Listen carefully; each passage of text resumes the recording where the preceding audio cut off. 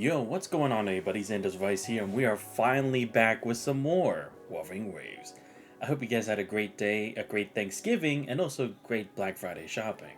Anyway, yes, I'm so sorry for not streaming. I'll be upfront. I really did want to, but y'all know with the sales and stuff going on, I just had to get a head start on my early Christmas gift shopping. So that I'll be honest, that literally was the main reason for why I couldn't really stream because I got back home so late that by the time I actually thought I could stream, it was barely gonna really be anything. So I was like, damn, probably better not to waste my time on that.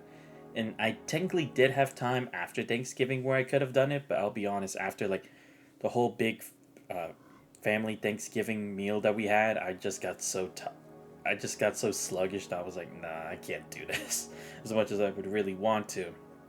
So yeah, that's why I'm doing it today. And don't worry, today, as promised, even though I promised this so many times this past week, today is a double stream day. So we'll be doing this, and we will be doing some more Trails in the Sky first chapter later on tonight. So yeah. Anyway, where we last left off, we had finally set out on our basically like a prelude to the next update to the whole 3.0 thing with Chisa, the whole situation of a city that's practically just looping the same day over and over when the Sonosphere was created. And we at least kind of have an idea as to why this has happened and also who exactly brought us here. Again, assuming it was the person who was accompanying Chisa for so long, but it's like we don't really know what happened to her. But yeah, and I have to say, again, I've heard a bit of criticisms here and there about this, a bit of critiques and everything, but again, I'm gonna wait till the very end of this so then I can get my full opinion on it, because I have a bit here and there to talk about, but again, I'd rather just wait till the very end to actually note anything. And yes, as you can see, I actually did pull Chisa, luckily enough, because after I failed my 50-50, I had enough for two 10 pulls, and I'll be honest, I was just like, you know what? At this rate, I might as well just build this up for the next character I try to pull, whether it's the character for the new area or for when Yuno gets her rerun. So I just started off with that. Second 10 pull, I got Chisa. I'm like, yes, thank you. But again, now it's going to go back to the whole, am I going to lose a 50-50 again, or will I actually get luck back and actually get it, and actually win a 50-50? But anyway, that's besides the point. Also, I did see some of the preview for the next resonators that we got for the next area. I gotta say, they are looking pretty good. Again, I love how unique the designs are for each area, and it kind of is established for that area. It's not just copying pasting or just putting a different colorway onto those outfits just to make it seem different, you know. And again, I don't know if this is true or not, or if it's just speculation, but supposedly Linne, uh, one this one character I'm actually thinking of pulling. Supposedly she's supposed to be on the 3.0. I'm like, please no. I actually want her, but it's I don't think I'd have the resources. Give me a sec, I'll be right back.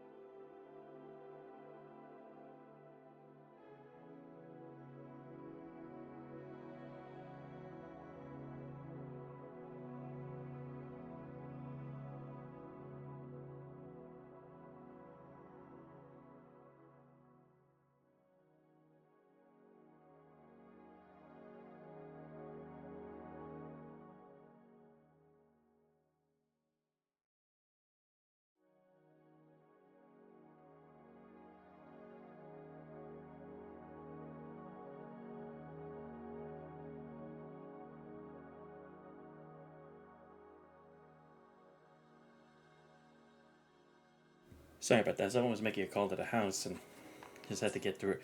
Anyway, yeah. we're gonna see if we can finish the main story for today. That is actually my objective, but depends on how much we actually get done, so yeah. Last where we left off, we had like a bit of a heart-to-heart with Chisa and everything about her anxieties and such. And now we're gonna regroup and see what we can do now.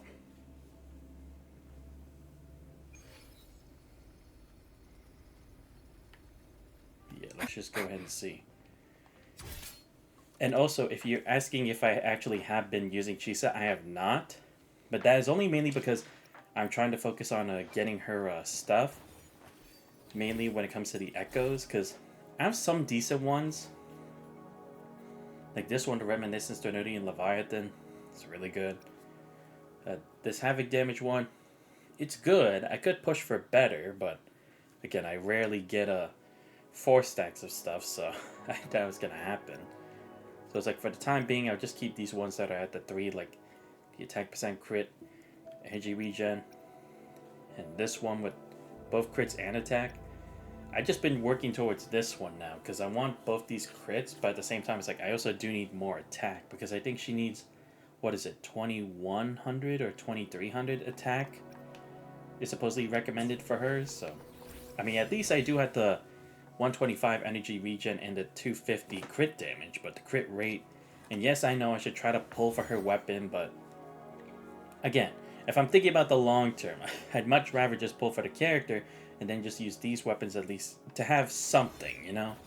As opposed to like going too far and like wasting resources that could be better used in other places. So yeah, that's why it's I haven't really used her, but just to the point where I just at least have her in some state where she is playable. So yeah, let's go ahead and continue.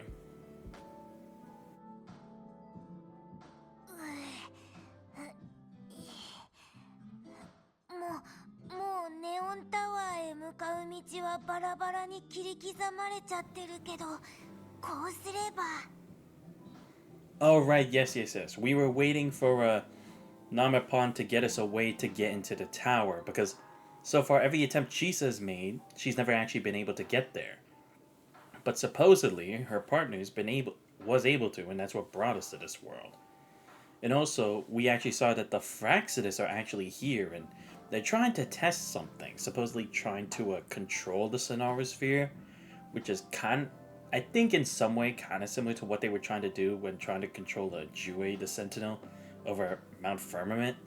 At least, that's the kind of vibe I'm getting. Again, I'm not exactly sure, but this is just me based on what little memory I have of that stuff from so long ago.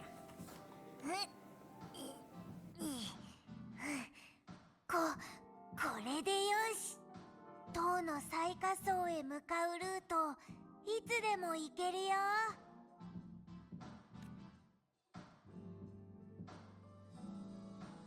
Oh wait, shit! I can just go already? Seriously? 塔の最下層へ向かうルートが分かったよ。 Yeah, let's just go. Fuck it. I'm already wasting too much time here anyway. Because again, it's like, that's the thing. I don't have to expect too much from this because again, it's just to set us up for later. It's not like this is the main start of 3.0. こっちこっち。そう、ここだよ。砕け散った街の間に隠された塔の扉がついに見つかったね。いざ突撃。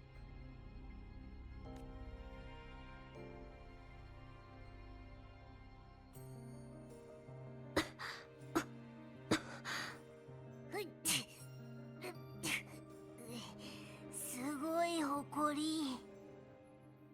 街のかけらが多すぎます。それにガラクタやホコリも。つまずかないように気をつけてください。邪魔なものを避けながら頂上へ通じるルートを探しましょう。スミカが本当にここまでたどり着いたのなら、きっと手がかりを残してくれているはずです。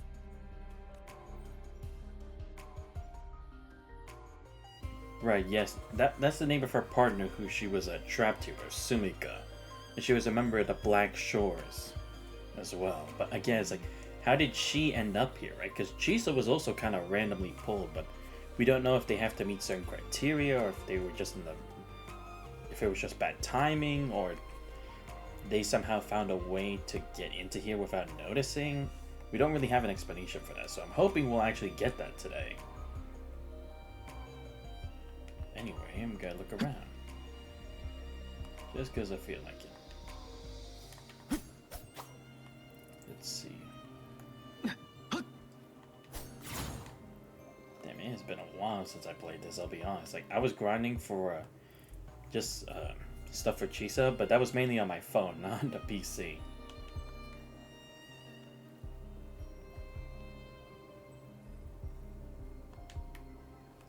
Just gonna check if there's any stuff to collect around here. I mean, probably not, but who knows? Yeah, okay, fine, there's nothing. Just go ahead then. おー、これはフラクト紙ですが、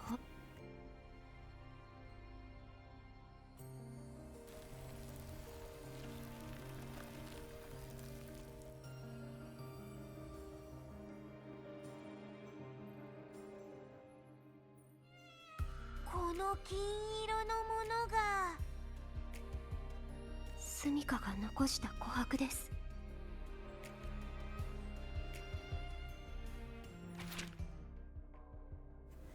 This handwriting is normally rushed. It should be around noon. I reached the third floor of Neon Tower. Rubble from the buildings is scattered and floating around like a shattered kaleidoscope. Some pieces have been stuck to my clothes. It looks like I'm covered in rainbow frosting. Alright, body's getting colder. Turns out I was right. Either these sugar crystals or the entire city are slowly draining the body heat of anyone who doesn't belong here. I need to keep moving. I have to find the right path to the top and fast. Oh, right, because I think that was also kind of the idea, right? Like, Chisa was actually making sure that, like, we weren't becoming, like, one of them in the form of, like, crystallization. So I guess that's what's happening to her, right? Because since she's at the source, maybe it actually affects you much more rapidly than it does just on the outskirts of the Sonorosphere, right?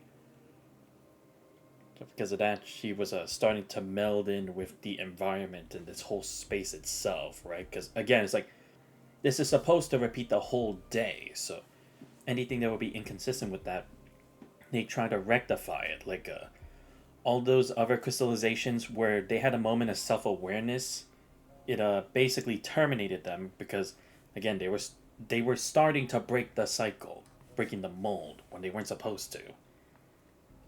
But again, is it something that's actively interpreting it, finding it, and then eliminating it, or is it just like it's just an automatic system? スミカはこの道を進んだようですね。 Because maybe that's like the form of control that they're trying to establish here, specifically the Fraxidus.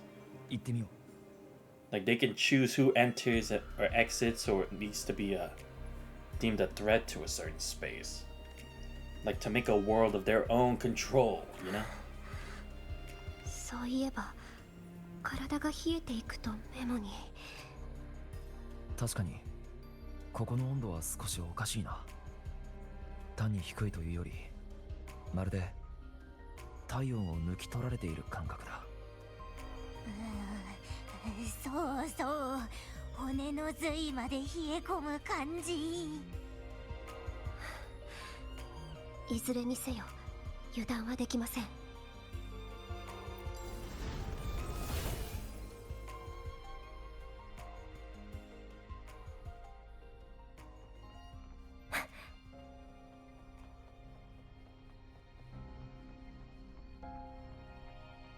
ここにもネオンライト結晶に覆われてるものが。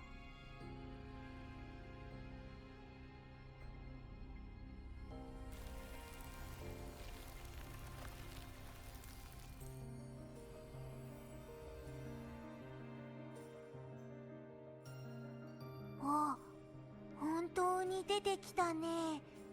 あの子が残した琥珀だ。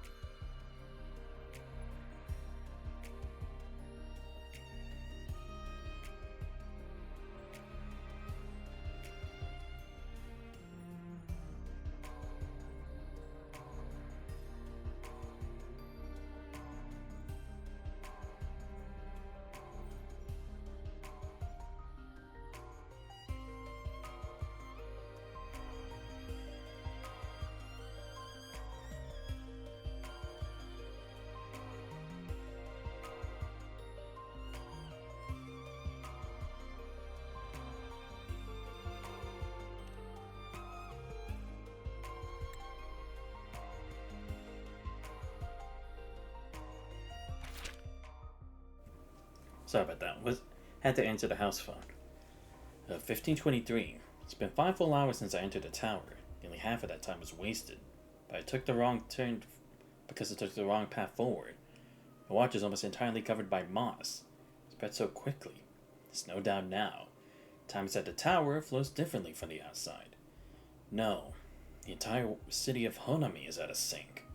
I passed through countless time fragments. Saw my 10th birthday party cake, the balloons and flowers from my coming of age ceremony, the lab coat I first wore when I joined the Black Shores. It was happiness, surreal like a dream. But I couldn't let myself get lost in it. I took off my protective gloves and ran my fingers across the corroded surfaces, trying to touch the reality in front of me. Surprisingly, it felt warm, like the vein of some living creature. The writing wavers here as if the hand holding the pen was starting to shake. Or maybe that warmth was a hallucination born out of being so cold. Mine is slipping, but I can't stop now. I knew from the start this would never be an easy path. But so what? Even the most dangerous equation still needs someone willing to solve it. つまり前の道は間違っている。後ろだ。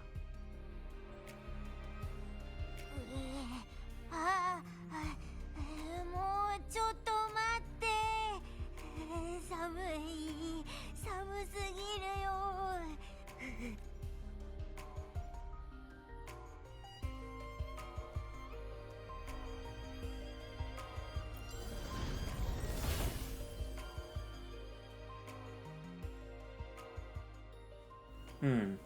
But now it kind of brings the question, right? Why was she the only one crystallizing, right? Because Chisa's here now, but it hasn't happened to her. Same for Rover. I mean, I guess maybe it could be because their powers as resonators probably makes them stronger to this. Maybe. Because also that's the other thing is like, was she already like starting to crystallize like that before she entered the tower, or did it only just start when she entered? That's why I'm also gonna wonder, like, did we have that explained maybe, or ここ did we not? 広い。あ、こんなに大きな木まで。あそ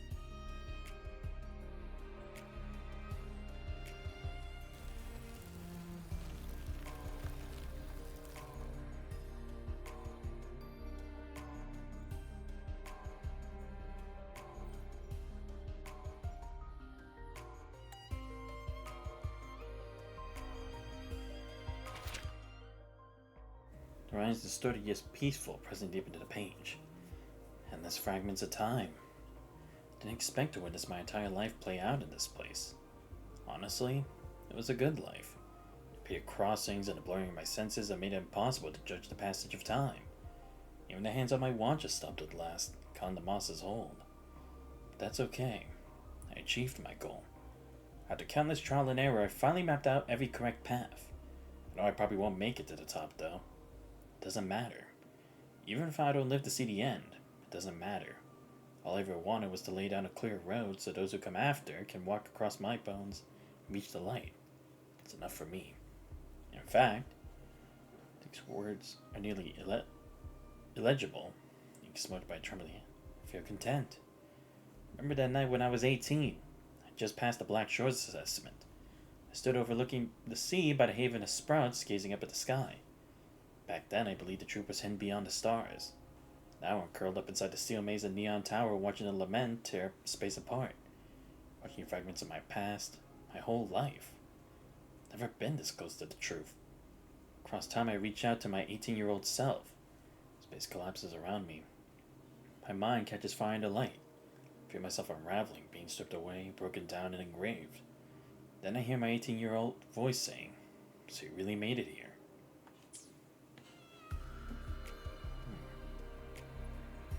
Alright.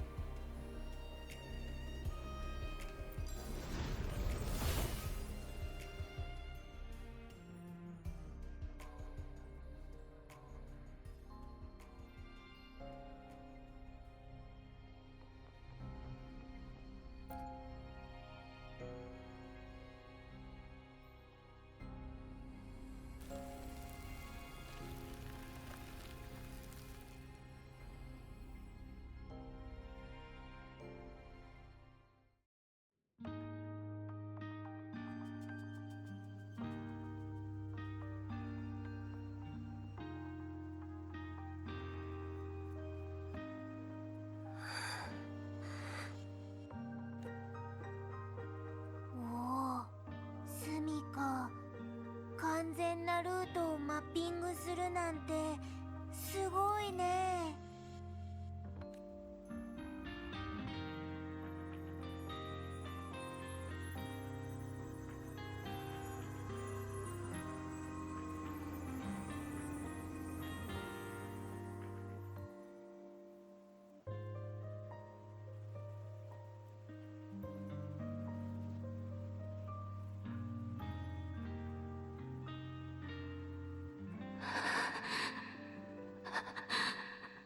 人の声、もしかして寒さのあまり幻聴が。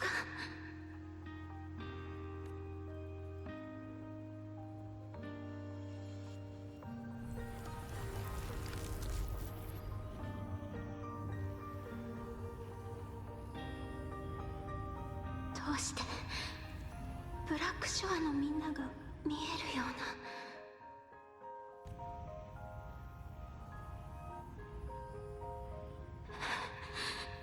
あなたたちにも入り口が見えるの。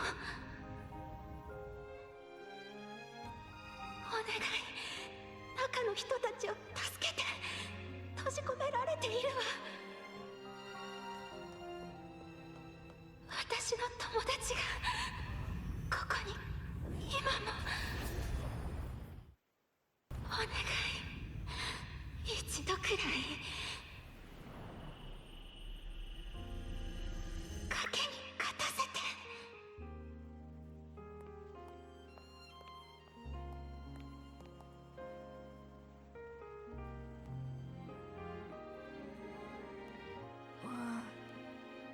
なんて偉い子なの。 Seriously. She used all the time she had to do that. Because again, we don't really know what's the repercussions for her interfering with the death gate, right? It could be anything. After all, it didn't really bring us to the tower, so who knows what consequence came out of it, but she still took that chance. That actually is incredible, honestly. Especially for someone so young, too. Because she hasn't even been here. Well, I guess no, actually, she kind of has been here for a while. Because again, the passage of time here is different from reality. 街の裏に潜む悲鳴まで目と鼻の先だったのに、 Yeah.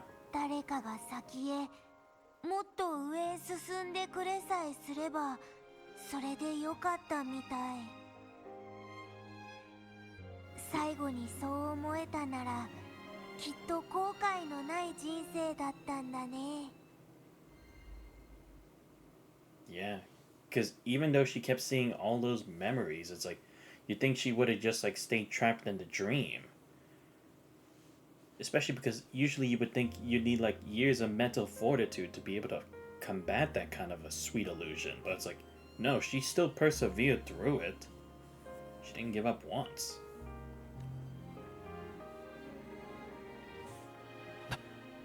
この音は。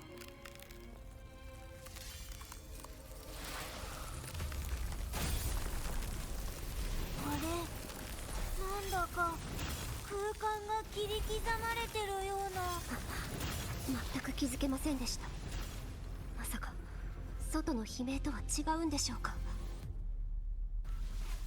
それともすでにネオンタワー全体が悲鳴に飲み込まれ一部となっているとか。あ、漂白者さん、ナミポン、私を掴んで。わかったよ、ちさ。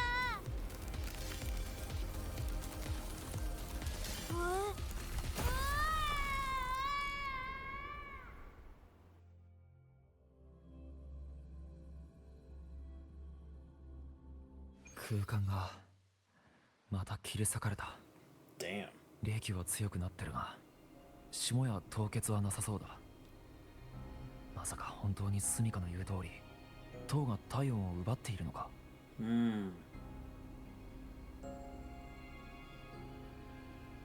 Interesting. Stealing warmth. I guess because it gets rid of their physical existence, right? Because if it's just a soul, there wouldn't be anything, right? Because the blood pumping and everything like that, it's like that's what provides warmth for a human. Is that what it is? Like, it's kind of like the idea of Cocytus, right? Because that's supposed to be like a frozen wasteland where it's like souls just reside there, like in one layer of hell or something. It's maybe kind of similar to that concept because it's like only these souls exist in this realm with no like physical form. That's why it's like cold, because like it's detaching us from the physical realm. あそこに何 I'm か not あ gonna る。 just be thinking too much about this. Give me a sec, I'll be right back.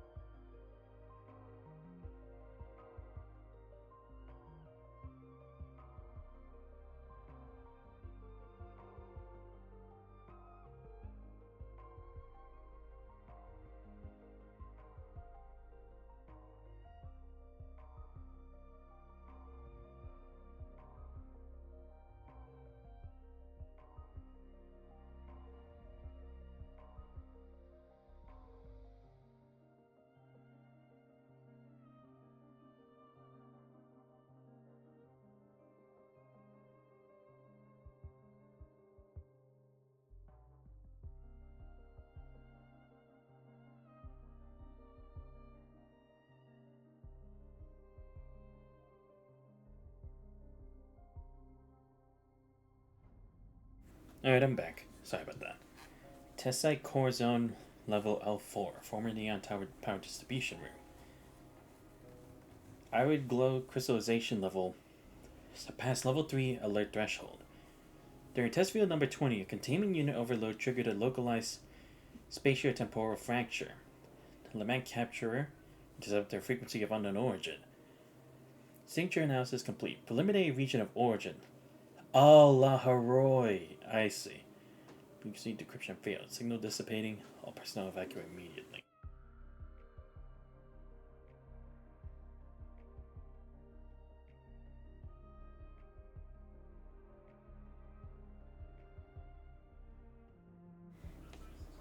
I see. So that's why it shows why. But that's why they said La Haroi was the next place to go to. Like that. That's why the the Grand Architect said that, right? Because they were already researching this in advance, and it led them to there. I see. Yes, because this would have been when they were still doing the field tests here of what's going on. So they had already gotten this information. Okay. Now that makes sense. So again, it's not like they did it, but they have a much better understanding of what went on here. これも第20回。Right. 誰だ。Yeah, and I guess they would still have people stationed here, right? Because they still don't really have a great understanding. They have some, but not enough. Oh, you've got to be kidding me. The false emperor is back? You've got to be kidding me. They had a copy of this thing, but then again, they did have a fragment of the Ternodian core, right? So, guess I wouldn't be too surprised. Oh shit, we're doing this parkour again. Nice. Oh my god. Huh? Oh boy, that's not good, is it? Huh? What's that? Who are these voices? Oh, what happened here? お母さん、また木を上手に描けなかった。そんなことないわ、上手よ。衣装描く時間すらないわ。きっと大丈夫さ。1000数えたら父さんは帰ってくるからな。ある。絶対に寝ちゃダメだ。最後のろうそく。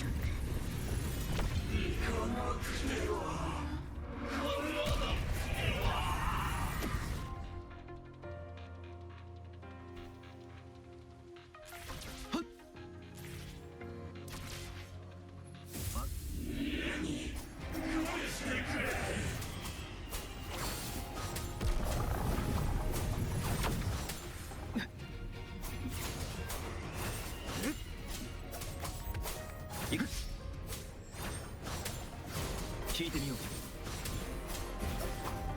悪霊はこの手で裁く。風よ、悪を切り裂け。甘い。聞いてみよう。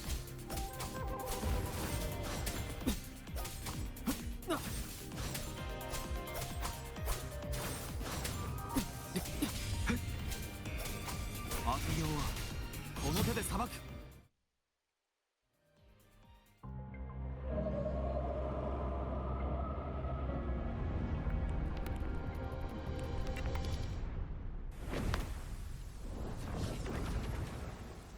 Whoa, I gotta say, this place is pretty crazy. Ow. Oh, bitch. What? What am I supposed to do there? Am I supposed to parkour or something? Please don't let the bus run into me, please. Oh, this is cool. Kind of like, makes me think of like running in a Yakuza game. Oh my god.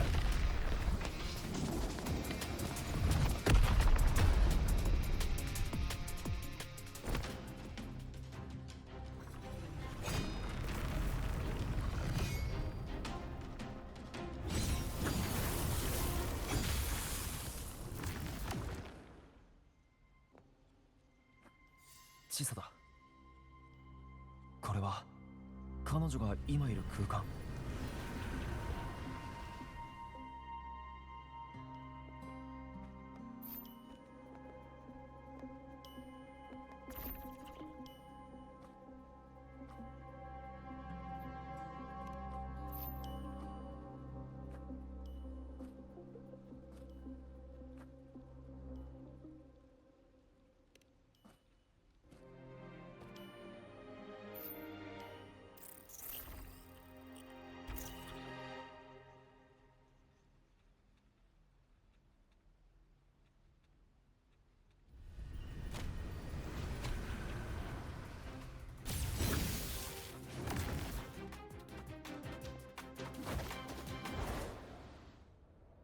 Fine.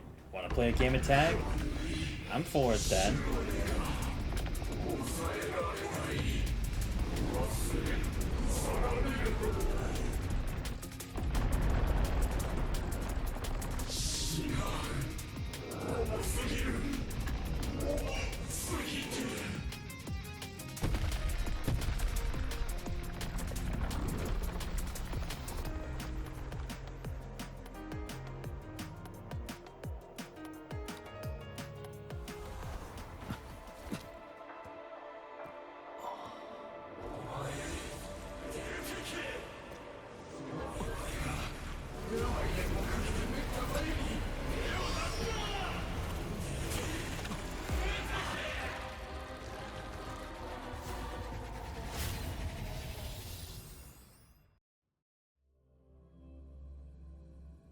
Whoa, they actually have a transition for it? Okay, okay.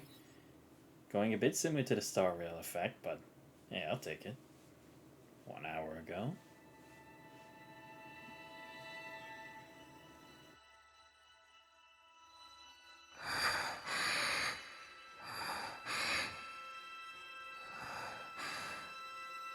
ここは悲鳴によって切り取られた別の空間。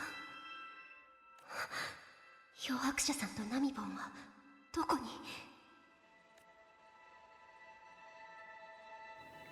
Right, now that I remember, she can't see people's faces, right? らしいよ。監視されてる共鳴者だって。 Wait, what? 絶対に近づかないとこ。 Well, is she actually a resident here? だから首のところに。 Right, because that we do know. Wait, why can't I see the front of Chisa? That's weird. And yeah, it's like, there was that one moment when she looked into Rover's face and there wasn't anything, right? Again, is that like an impairment she has because of her ability running amok, or is this something else? Like, does it have to do with this space, maybe? And again, it's like, 怖いね、あの子。誰かを傷つけたこともあるんじゃない？だってあんなものつけてるし。そうだよ、きっと。なんか近づいたら危なそうな雰囲気出てるしさ。 right, because Chisa had said she had only been here for like 2 months, right? But it's like, I'm kind of wondering, was that really true though? Like, she said all of a sudden she got pulled into this space. I mean, this could just be the space trying to play mind tricks on her and trying to, like, attack her insecurities about herself, right? Because she does have them. We saw her talk about them before, but I don't know if it's, like, this space trying to play tricks and, like, push her buttons because of that, or I mean, with that, or if she actually was, like, a resident here before. Like, after she left her home and had the collar on. Or choker, my bad. 千葉千沙さん、どうしたんですか？自己紹介をしてください。 Interesting. 私は口場千沙。高い壁に囲まれた島国で生まれました。私自身のような。ご乗車中の皆様、線路内で発生した小規模な無音符の影響により到着が30分ほど遅れる見込みです。ご迷惑をおかけしまして、深くお詫び申し上げます。またこうなるなんて。覚醒したのはいじめられていたクラスメートを守るため。素晴らしいですね。怖がる必要はありません。この装置をつければ普通の生活に戻れますから。こんなこと一体誰が。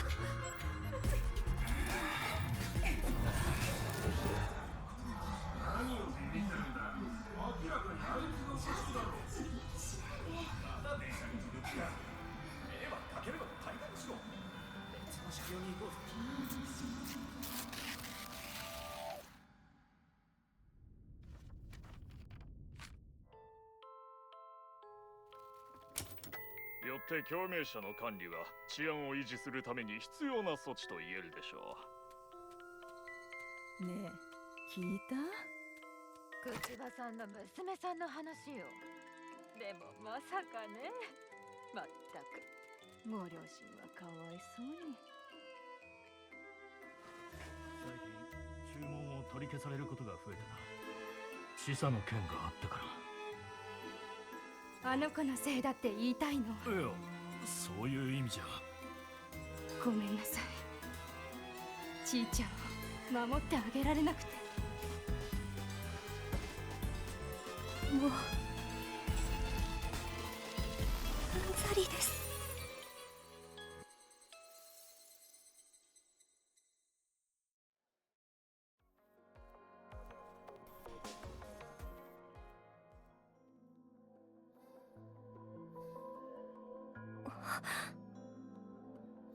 こは車掌カフェ。チサあなたたちは。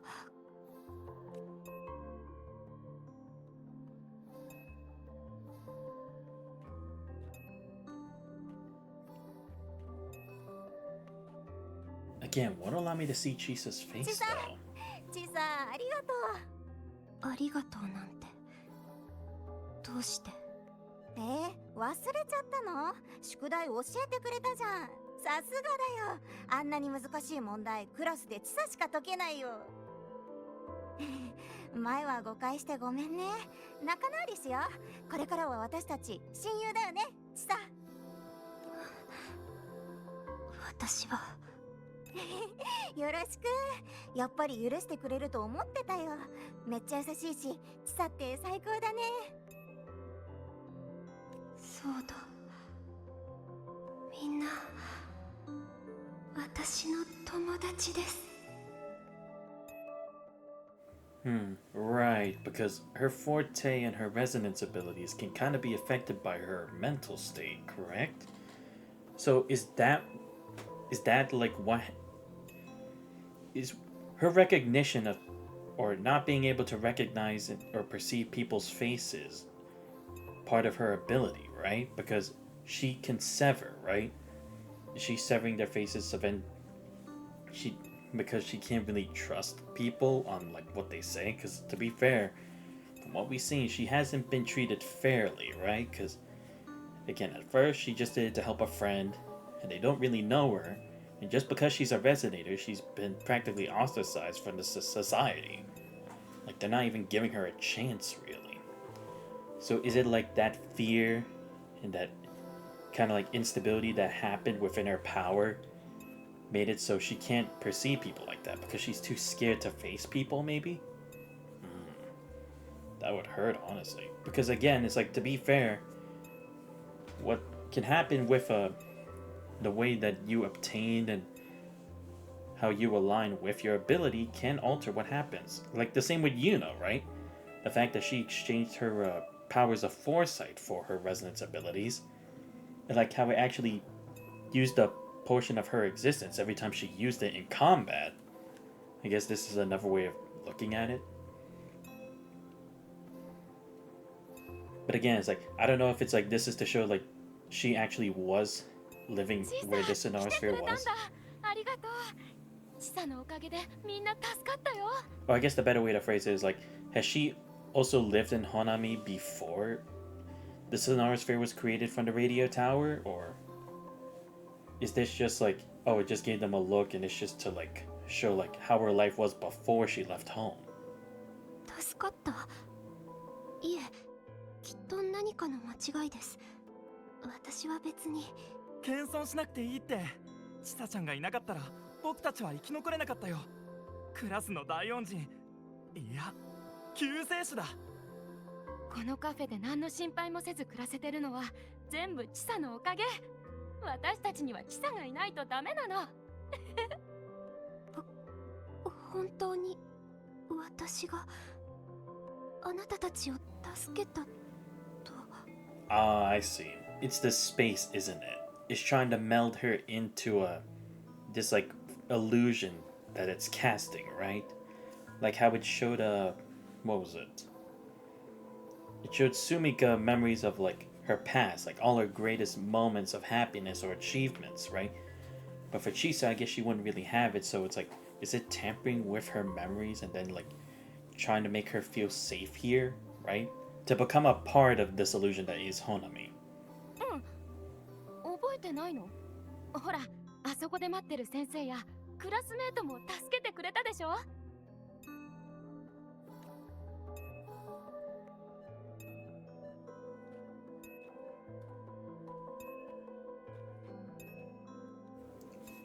？Oh no, yeah, I guess it is, right? Because we can hear the beeping on her choker, right? And if I remember, it's like, that's supposed to monitor when her power goes out of control. So I guess that is what's going on. みんなが笑顔なのはチサが助けてくれたからだよ。もしチサがいなくなったらまた冷たい場所に戻っちゃうけど。チサ、こっちに来ない？みんなチサのことが大好きだよ。このクラスにはチサちゃんが必要なんだ。一緒にいてほしいってみんな思ってるよ。こういうのは嫌いだった？みんなに好かれて必要とされる感覚を手放せる？チサ、こっち来ないの？チサちゃん、こっち来ないの？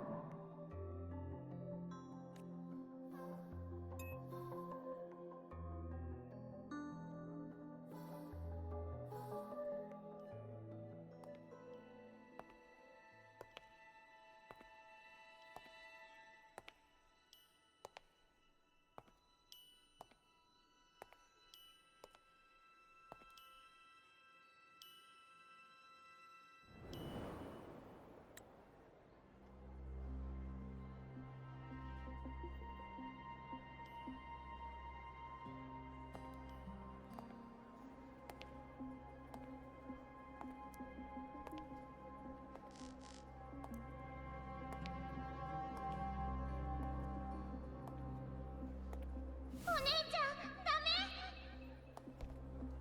止まって。行かないで。行くな。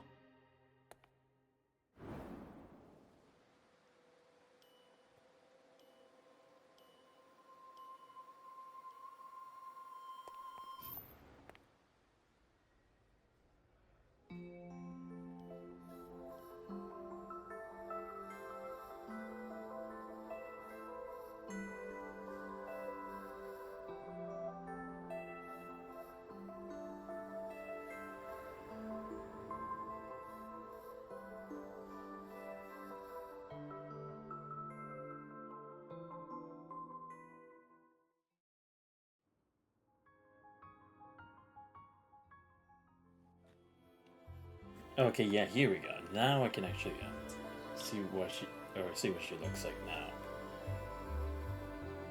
Yes.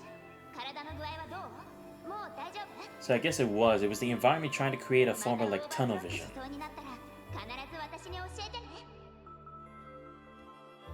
安心して、首輪にオーバークロック検出機能をつけておきましたから、もしチサに何かあったらすぐにわかるようになってます。僕たちはチサのことを頼りになる仲間だと思ってるよ。ここで勉強しながら自分をもっと信じてもいいんじゃないかな。こうして出会った以上、もう友達だし、同じ理想を持つ仲間だよ。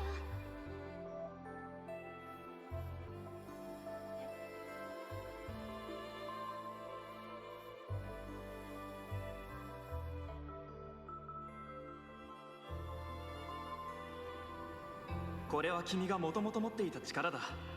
僕たちは星の海に足を踏み入れるという選択肢を与えたに過ぎないよ。真理を探し求めながら周りの一人一人を守る道を。ようこそスタート落ち学園へ、口場千沙さん。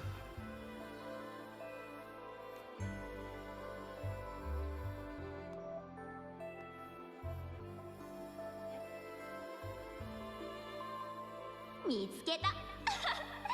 何日も隠れてこんなところにいたんだ。もう水臭いな。オーバークロックしたってチサはチサでしょ。チサなら私たちを傷つけないことくらい分かってるから。そうそう、急にいなくなったりしたらその方が心配だよ。でも何か方法があるんだよね。そうだ、研究員の先生に聞いてみるとか。あ、じゃあ私も一緒に行く。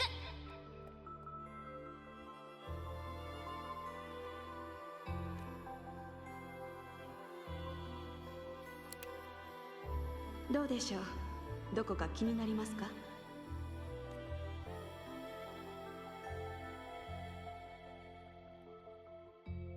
いいですか？チサの意志でこれはいつでも取り外せます。それが邪魔になったり縛りになるべきではありません。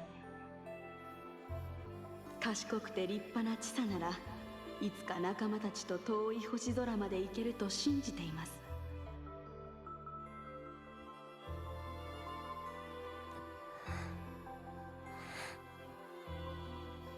どうしてそう信じるんですか？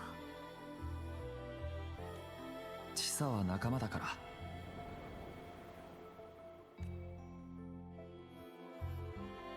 仲間を信じるのは当然だろ。チサならきっとできるわ。どんなことだって乗り越えられるよ。あなたには何者にも負けない不屈の精神があります。たとえ1万回転んでも立ち上がって前を向く勇気が。まだそれにあなたは気づいていないだけです。これからも一緒にもっともっと遠い場所に行くんでし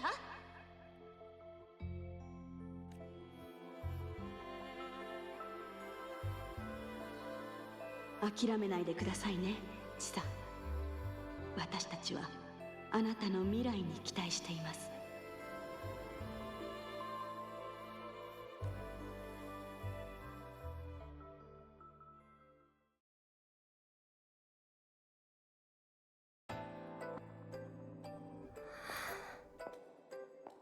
ちーちゃん、久しぶりね。ちょっと絵行ってくるわ。その間ちゃんと自分の面倒くらい見るのよ。もし困った時はこの人を信じて。誰も導いてくれなかったとしてもちーちゃんなら明日へ向かって歩いていけるわ。だから思い切り走るのよ。破れない壁なんてないわ。破れない壁はありません。帰ります。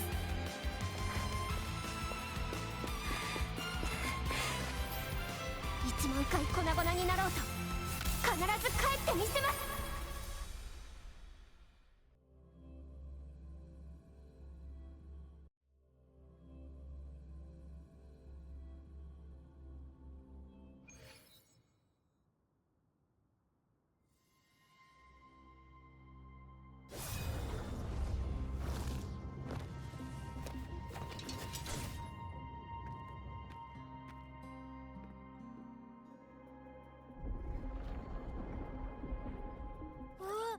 ちいさん、お客様来てくれたんだ。ナミポずっと閉じ込められてるの。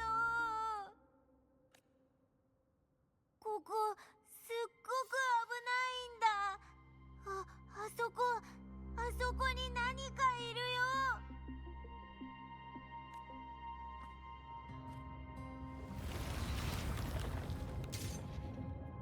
大丈夫か？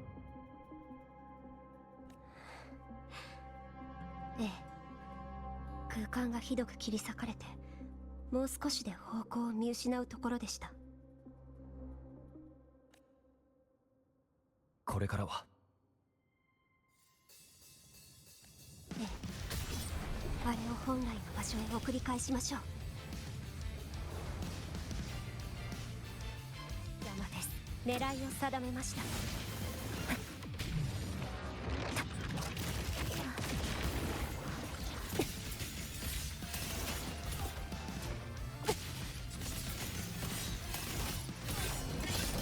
切のひらめき全部切ってみせます。傷は浅そうです。どんな意図でも。風が今波となる。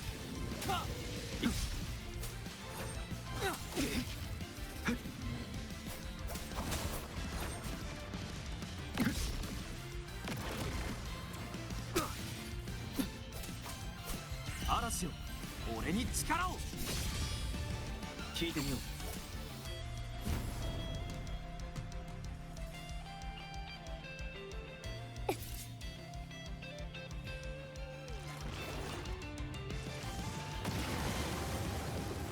虚無さえ断ち切ります。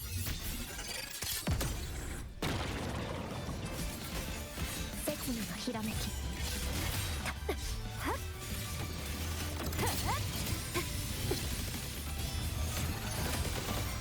その命立ち。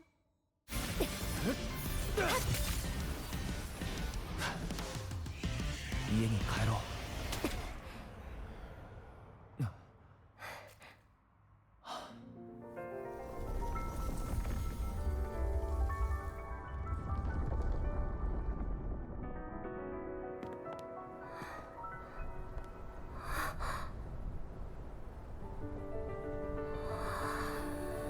ただいま。おかえり。終電に乗り遅れるよ。やっと仕事が終わった。ゆっくり休めるぞ。ママ、あれ何？見て、期間限定のパン買えたわ。これが結末なんだね。なのに始まりと全く同じ姿をしてるなんて。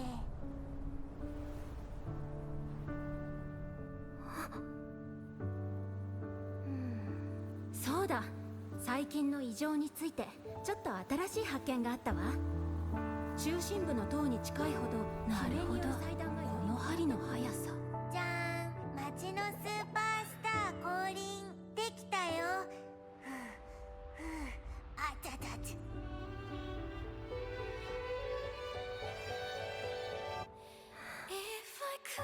ただいま。さあ味見してごらん。パパの新作よ。ママ聞いてよ。今日うっかり転んじゃったんだ。おかえり。おかえりなさい、ちいさん。ちゃん。どんなに遠くへ行っても好きな時に帰っておいで。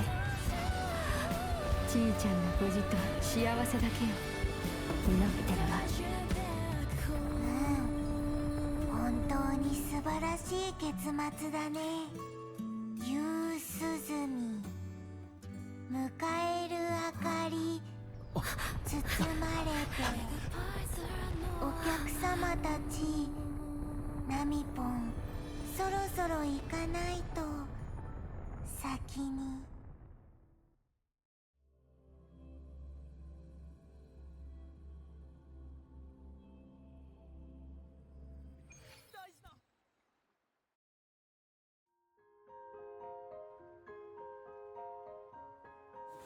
Why are you out here alone?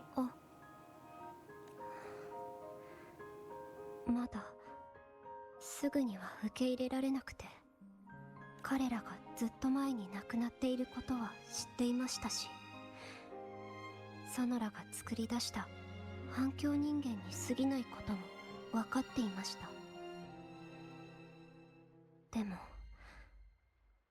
いざ目の前から消えてしまうと、やはり You need time to accept what's changed. 例えばナミポンとは2ヶ月前からですが、カフェに戻ると必ずいたので、すっかり慣れてしまっていました。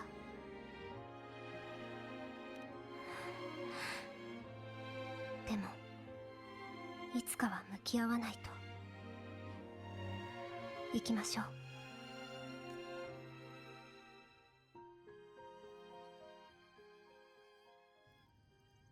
夏雲を映すガラスや茶の香り。取らないで。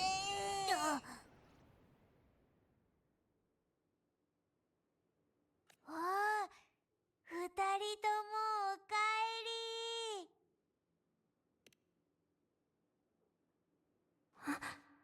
ナミポン、どうして？どうしたの？ナミポン、みんなのためにお茶を入れておいたよ。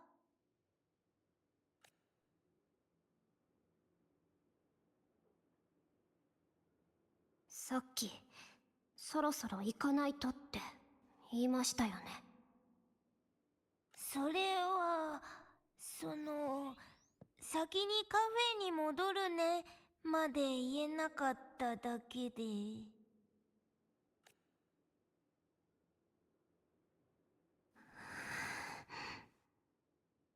っと話が長くなっちゃったから時間がひひひ。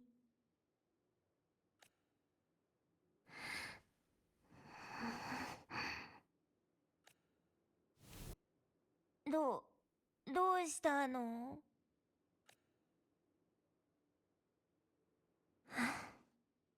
いえ、大丈夫です。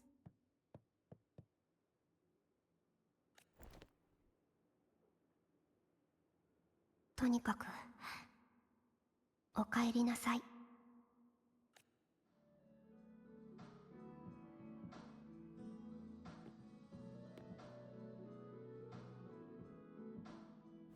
What's your plan next? やるべきことがいくつかあります。でも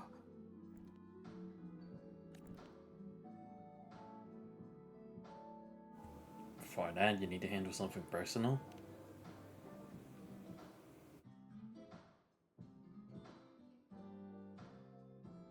Now can you finally tell me?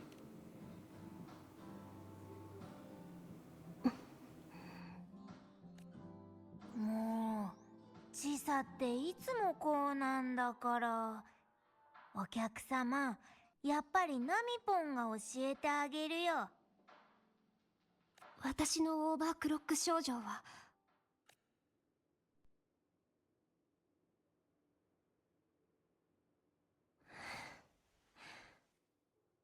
私のオーバークロック症状は完全には解決していません。このソノラの中ではなんとか安定していますが、一度でも離れたらいつ発症するかわかりません。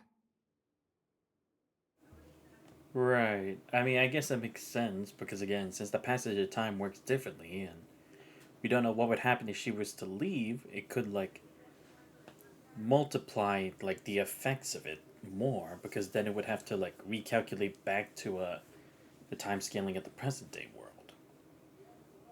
Or if in reverse, that would be better, but who can say? ですが、たとえオーバークロックしてもむやみに人を傷つけたりはしません。以前スミカが言っていました。友人の研究者たちが治療法を見つけてくれるかもしれないと。ただ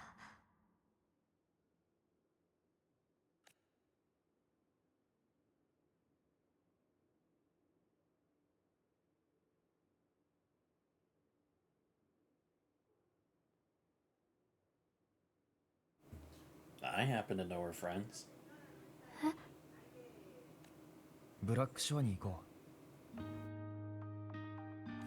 う。かつてスミカが働きながら暮らしていた場所、そして新たな始まりの地へ。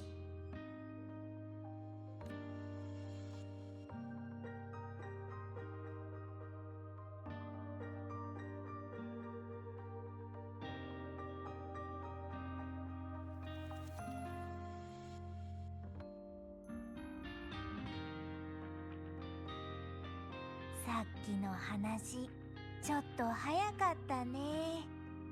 これこそ本当の結末だよ。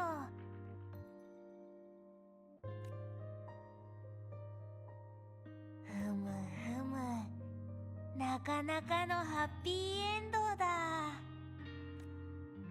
これで新しいスタートが切れる。待って、もしかして。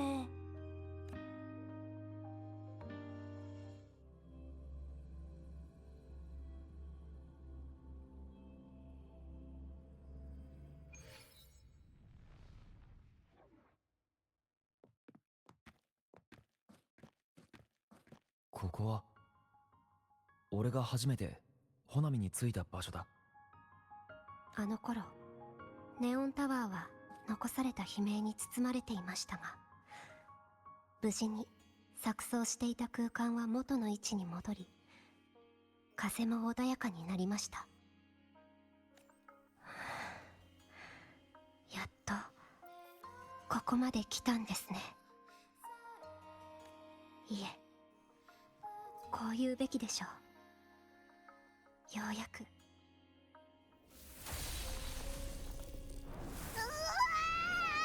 たぞ来たぞ、ちゃんとそこに立ってろ。アブ。どう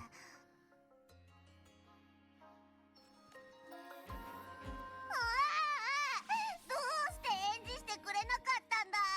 なんとか会えてよかったけど、我外で待ってる間にキノコが生えそうだったぞ。本当にてっきり。 Relax, I'll be honest, I was trying to contact you. But apparently the service is bad in a whole different space-time. 外とのつながりが完全に遮られてたんだ。でも今は閉鎖が解かれたようだな。But wait, I forget.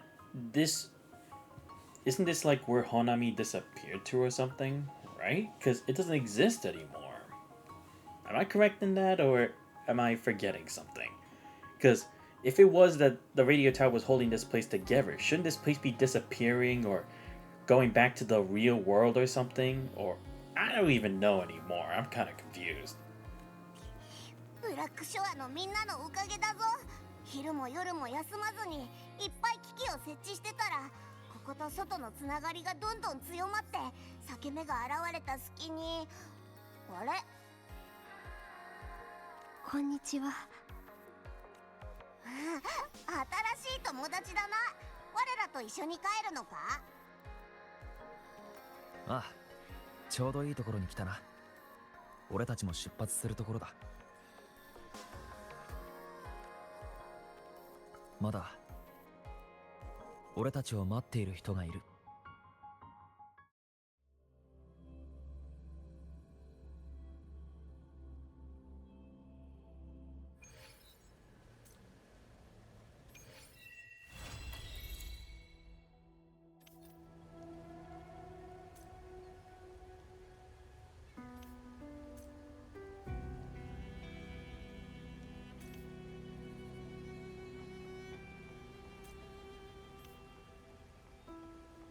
裂け目を抜ける感覚は何とも言えなかったな。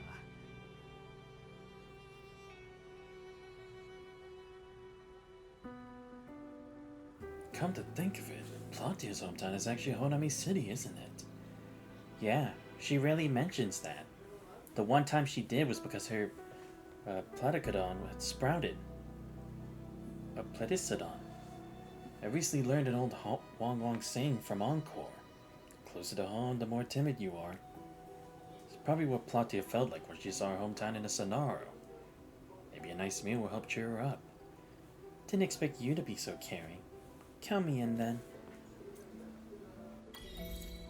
裂け目を抜ける感覚は何とも言えなかったな。あ、戻ったんですね。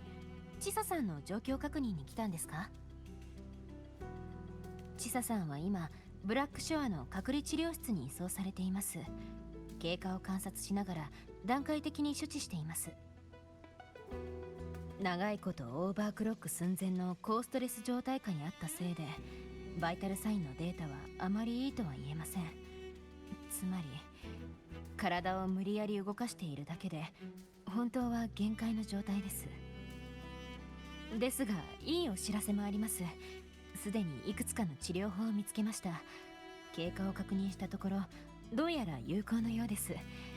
すぐに万全とはいかないかもしれませんが、このまま様子を見ればこれ以上の深刻化は防げるでしょう。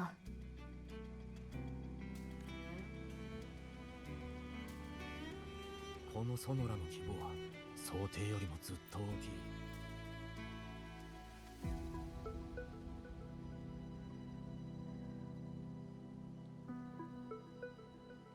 Any new progress on the study of Honami City?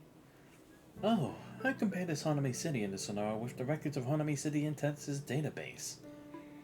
Turns out this Honami City is indeed a Honami City, but also not the Honami City. Alright then, I'll come straight to the point. There are two main findings. First, the Honami City we find, or can reach here, is only a part of the original city. Yeah, because that's what I was figuring, because again, it's like, if it was the real thing, it's like, you'd think they would have found a way to get there. like another way instead of having to go through the Death Gate. Second, many of the city's landmarks and sceneries are already different from the original ones. I wonder if this is caused by the power to lament, or that the scenario is manifesting what people imagine the city to be. I guess I could believe that. So again, it's only a portion of it, but it's not the entirety of the real one. Because that's what I was also kind of wondering. Because also, if it was just a complete illusion of it, the whole thing would have broken down and it shouldn't exist anymore. But that also doesn't seem to be the case.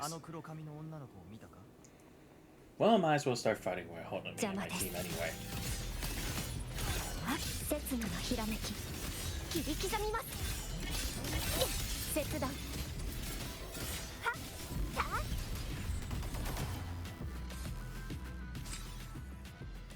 Yo, I love that now it gathers all of them instead of just the one. That makes grinding so much easier. Anyway.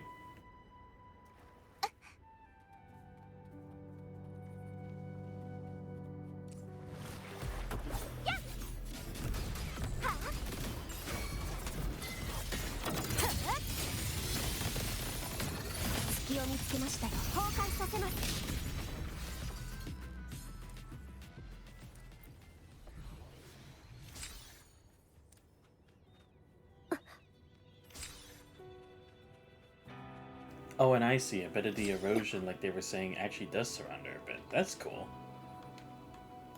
Alright. Yeah, might as well just make my way back up. But first... Nope. Damn. No, I'm trying to dodge it. Oh my god, I can't believe I fucked up that much.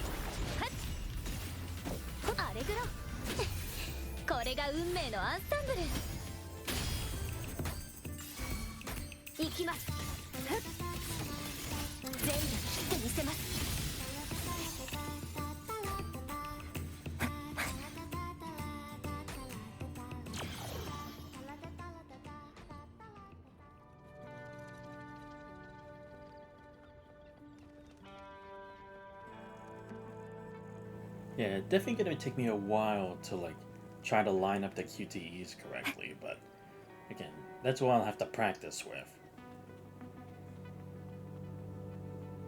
Yes, I know that means Xian will no longer be a part of the team for the time being, but I'll bring him back eventually.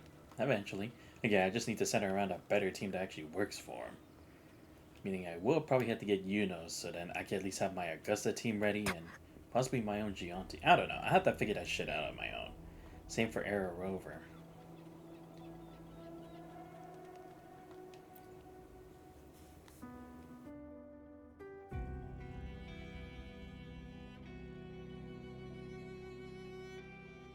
脅迫者、ちょうどいいところに来てくれた。共有しておきたい情報がある。ブラックショアで例のホナミのソノラを管理下に置いたところ、内部に新たな変化を確認した。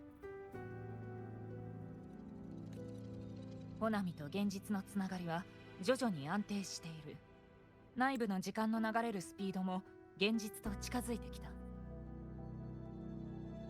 しかしテティスシステムの観測によると、ソノラが外界と周波数の交換をする際、この裂け目を通さずに行われる場合がよくあるそうだ。Meaning? データが重なるときに生じた誤差かもしれない。ただホナミのソノラと外界との間に別の入り口がある可能性も否定できない。Right, because it's not like the Fraxidus entered from the Black Shores. Because they had to have had a way to like not only been there once, but to also send more people and supplies. Because all those like anchor things and such, they had to have brought in more supply over time. Especially since the day just keeps repeating in there.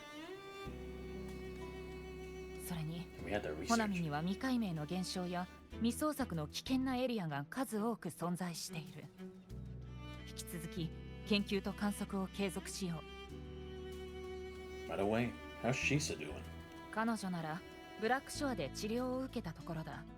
今のところ異常は見られない。ラベル曲線も正常な範囲。これといったオーバークロックの後遺症も特になし。だがホナミにいる時と同じような感覚でむやみに共鳴能力を使用されては困るな。少し待って。ああ、そうか。わかった。その人ならちょうどここに。情報が届いた。しばらく前にチサは行き先を告げ、一人でホナミに向かったようだ。Why would she go back? 理由まではわからない。ただ、今のホナミの様子を見てみたいと言ってたらしい。ここ数日、チサに付き添っていたテティスターミナルはスプラウツの地にいる。その子に直接聞けば何かわかるだろう。とりあえず行ってみる。チサの性格なら考えなしに勝手な行動をするとは思えない。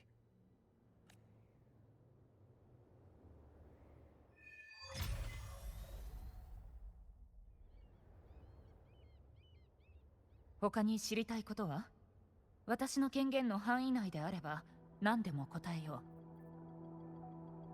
う。ホナミは破壊された時、悲鳴の力で特別なソノラの中に封じ込められた。それによって内部の時間は固まった琥珀のように外界よりはるかに遅くなったわけだ。上昇山の時と似たような状況だな。中で1日過ごすと外では100日以上も経っている例と近い。Right, because that's what I was saying. So see, it is a similar instance to it. Not in its entirety, obviously, because, again, when they did it before Mount Firmament, it had to do with Jue's powers. But this case, however, it doesn't actually have a sentinel. It had to do with a tower. Again, how would such, like, a point of a mass that much energy for? でも、状況が変わった。ホナミと現実のつながりが強まるにつれ、時間の流れるスピードが正常に戻ってきている。Right. When the hold of the sonorosphere was weakening. Makes sense. Again, that would also be the point in time when Abby said the Black Shore's progress was actually making a rapid improvement. 君が裂け目に吸い込まれてから、ショアキーパーはずっと心配していた。ホナミの動向を誰よりも細かく観察するほどに。Damn. Got to do something nice for her later. 幸い、ホナミの時間は外界とほとんど同じスピードになっていたおかげで、私たちとのズレは最小限で済んでいる。他に知りたいことは？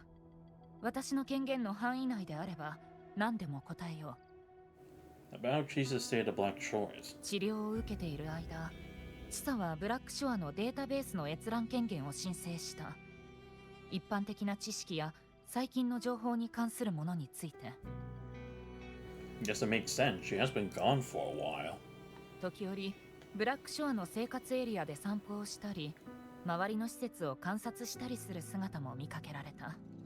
加入したばかりの枝と同じように。詳しいことは、チサの面倒を見ているテティスターミナルが知っているはず。他に知りたいことは？私の権限の範囲内であれば何でも答えよう。About the Bloomberg Sumika, though. 確かに。スミカは何年も前に行方不明になったメンバーだったな。当時、私たちは彼女を探したが、見つけることは叶わなかった。See, that's what I was kind of wondering. Like, how long has she been gone? Because it wouldn't necessarily have been recent. We would have talked about it. チサが提出した記録の中に、スミカの経歴やホナミで活動した内容が詳しく記されている。彼女はエラー収容所で最も優秀な研究員の一人で、ブラックショアの誇らしいエリート花持ちの一人でもあった。Yeah, her name better be remembered here. Like, come on. 真実を追い求める彼女の崇高な心を、製図は永遠に記録するだろう。他に知りたいことは？私の権限の範囲内であれば何でも答えよう。すでに安定していますし、実地調査を申請しても良いでしょうか？ああ、構わない。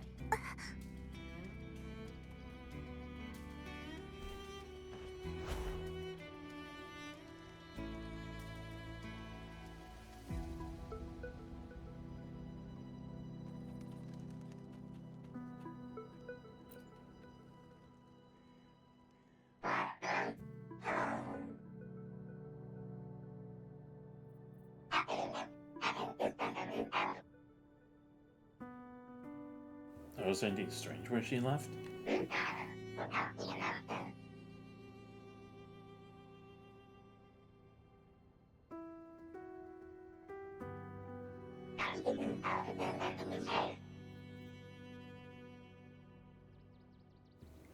Origami.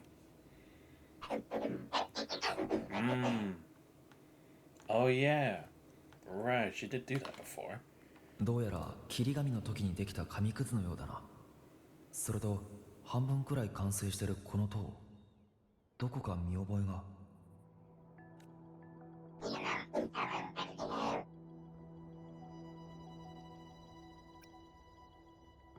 I'll go find Chisa.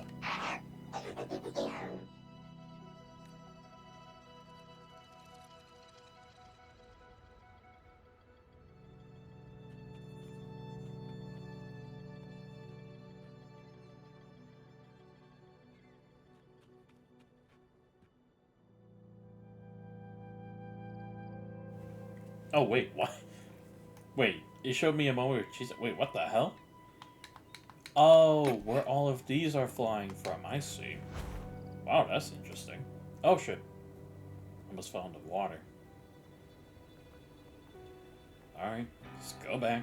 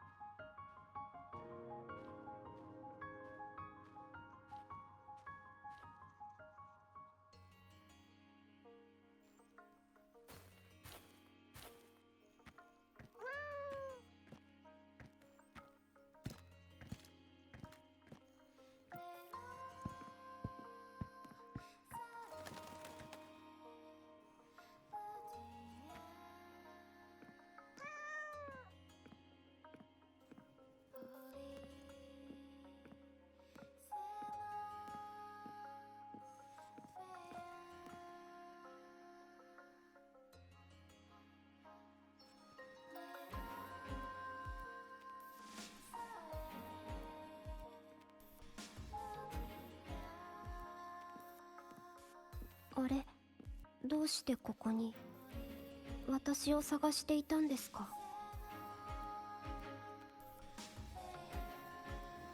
Well, someone left her sick bed, so I can check on her. ごめんなさい。安静にしていられませんでした。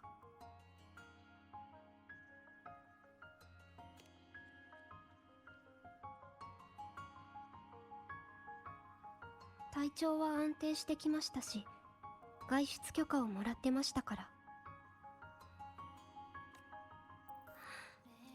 いえ、これでは自分の考えではありませんね。本当の理由は、ループから逃れた今の穂波を見てみたかったんです。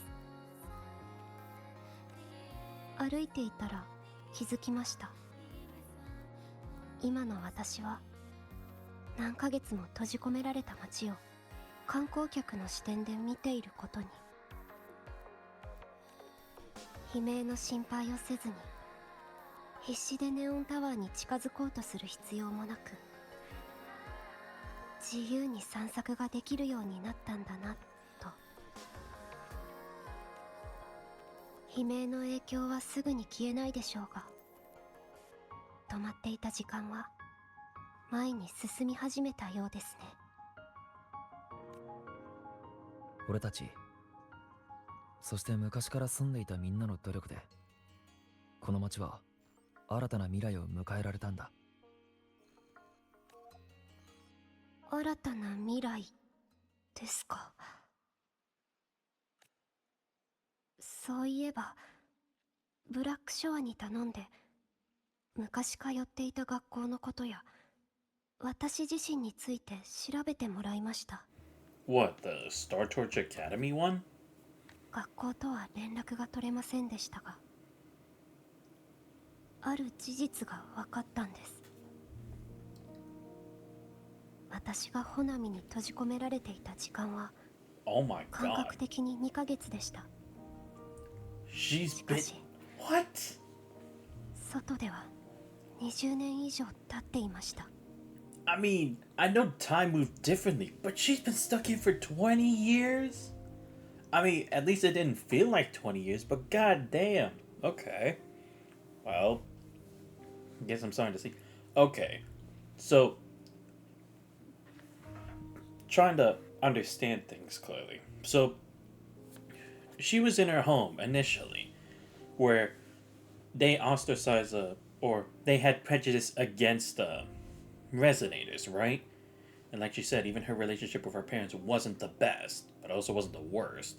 So she left.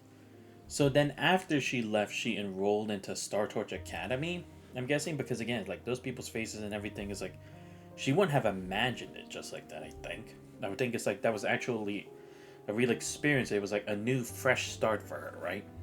Then she got caught up in this. But damn, 20 years? Damn. And again, it's like, how did she end up getting pulled here, though? We still don't really know how. Like, can Death Gate just like automatically summon people or something? Because also it also doesn't seem like anyone even knows what happened to Sumika either. Just that she went MIA, but like was no one around or with her at the time, or? 口は千佐は20年以上前にラハイロイスタートーチ学園に入学した1年生でした。 Okay, yeah, so that was her new start. Star Trek Academy is a comprehensive research facility that doesn't belong to any country, built with the goal of collaborative scientific research. It's an academic metropolis driven solely by educational and research pursuits. Compared to its official title of Star Trek Academy, the people of Solaris prefer to call it Resonator. Oh, holy shit. We're going through like a My Hero Academia kind of stuff with this? That's actually going to be pretty cool.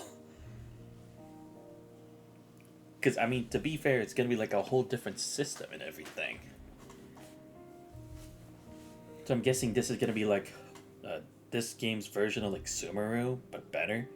Because Sumeru was supposed to be like a researcher's haven or something, right? But to be fair, it was just so boring, most of it. Pretty like, had a lot of holes in a lot of the plot points, so it's like, okay, so it's gonna be something to that end. Well, I guess not really, because in the end it's an academy. Yeah, because I mean, I guess to be fair, we hadn't really dealt with like any like educational institutes, right? Because the only one was like where Baiji was working with Mortefi over in the capital in the first region, but it's like we never went to more aside from that. Okay, cool. So this is where like they train Resonate, and yeah, I guess for Chisa to actually be able to use her powers properly, right?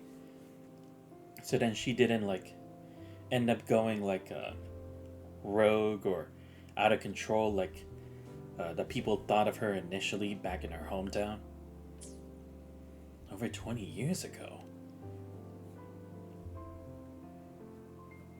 ええ、スミカの調査結果を聞いてうすうす気づいていましたが、これほどとは思いませんでしたね。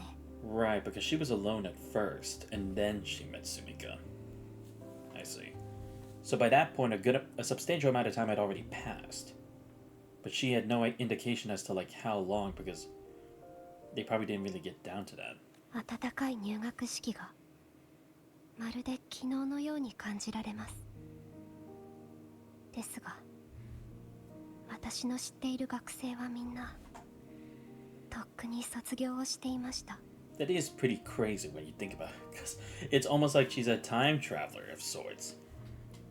Or I guess she's just someone who was stuck in this piece of amber for 20 years and has finally, like, gotten out of it. 故郷の両親に連絡しようと思っても、私は連絡先を持っていないので。二人が今どこで何をしているのか、私が生きていると知ってどんな反応をするのか知知る由もありません。I mean, it makes sense why she would have those worries because, again, in the end, it's not like they left off on a great note when she left. And it's like after that bit of a scene with how the mom and dad were kind of talking back then, it's like it's hard to know how they would feel. And again, it's been like 20 years, so how would they react? Is it maybe they had already passed on?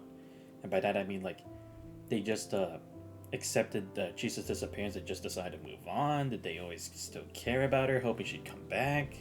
It's like, I guess for her it's probably better to just leave it open-ended like that than to confirm a truth if it might be too painful for her. 外の世界より今ではこの街の方が懐かしく感じています。 After all, despite how cool Chisa is in the fighting cutscene, she's still just a sensible teenage girl.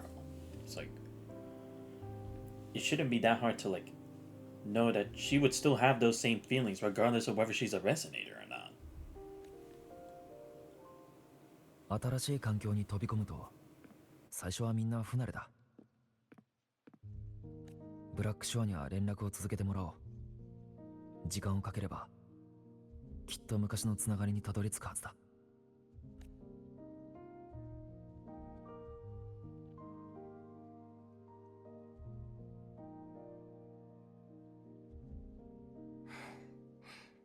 せっかくですし少し散策に付き合ってもらえませんか。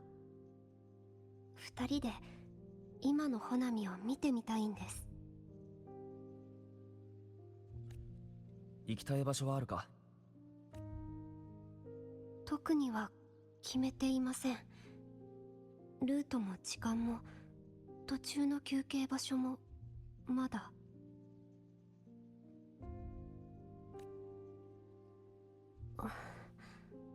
やっぱり今日の私はいつもと違いますね。大丈夫だ。散策なんだから自由に歩き回ってみよう。そういうことなら。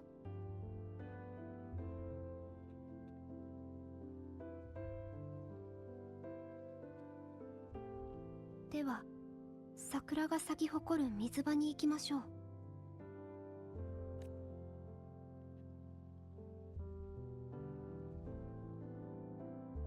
以前は言いませんでしたが、ここのビルと施設は私の実家近くと似ているんです。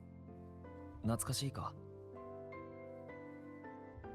ええ、歩いているだけでもたくさんの思い出がよみがえってきます。この自販機まだ動くみたいですね。探してもらったお詫びにジュースをおごらせてください。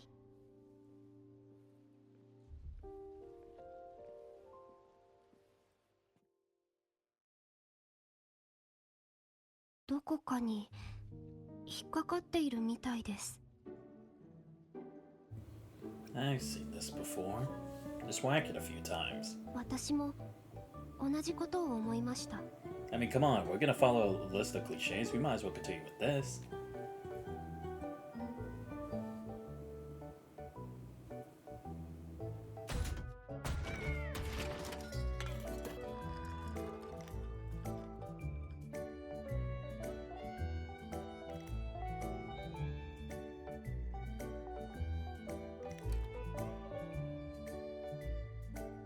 はい。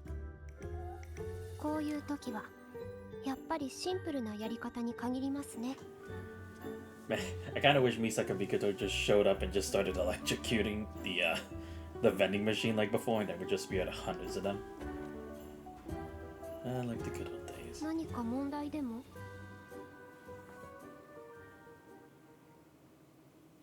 Just wondering if it's past its expiration date. あの夜の缶詰覚えていますか？本質は同じですよ。私もこうして元気にしています。スタート内学園に来る前、私は故郷の高校に通っていたんです。あの時私はよく旧校舎裏の自販機近くに隠れていました。生徒がめったに通らない静かな場所で飲み物が自販機から落ちてくる音を聞いていると気持ちが落ち着きましたね。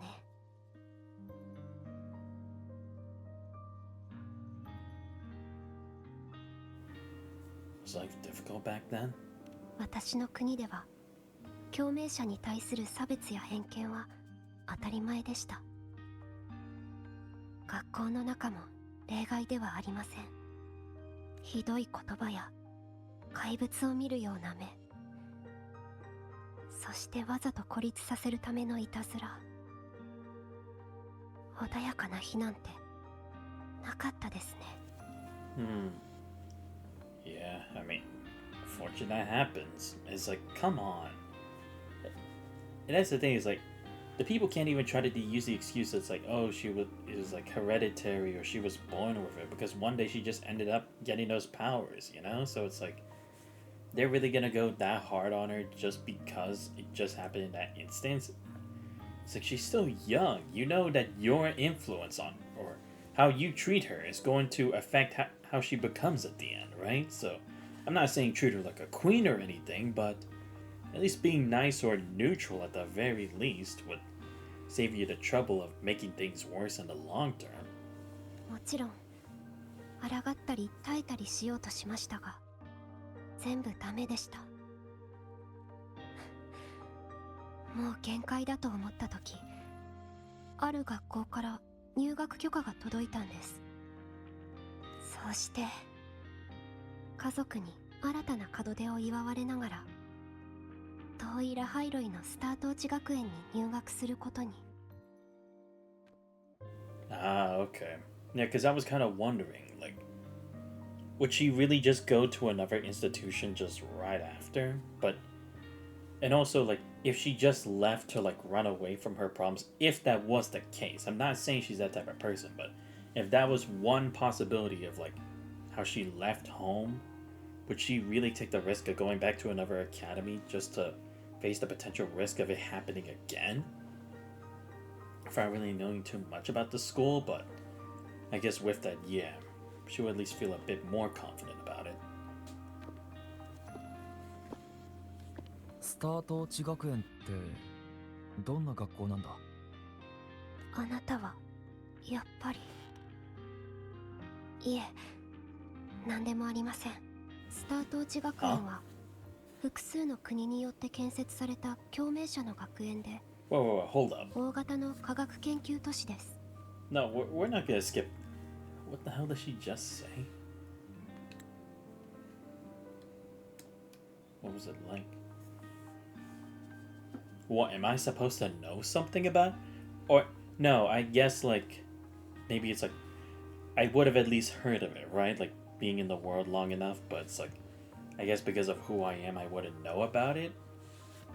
I'm gonna at least hope it's that, because otherwise it's like, that could, like, imply what? Did I make this school or something?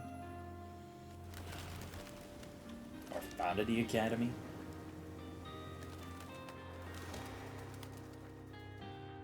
苦しみと向き合わず逃げ出した私ですが、そこではたくさんのぬくもりを感じました。そして星空を理想に掲げる人たちと出会ったんです。実家近くのブランコを思い出します。一緒にどうでしょう。二人乗りですし。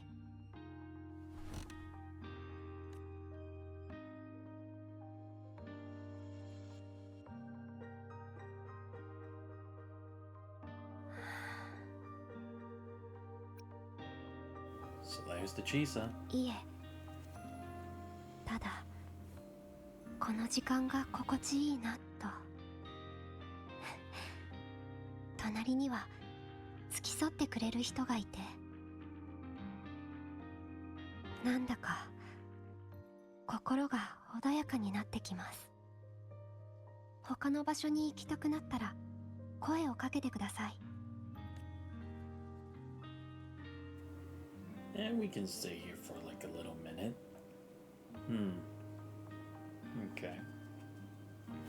Or at least now we know how she ended up at Star Torch Academy. 気にする必要はありませんよ。もう十分楽しめましたから。Okay.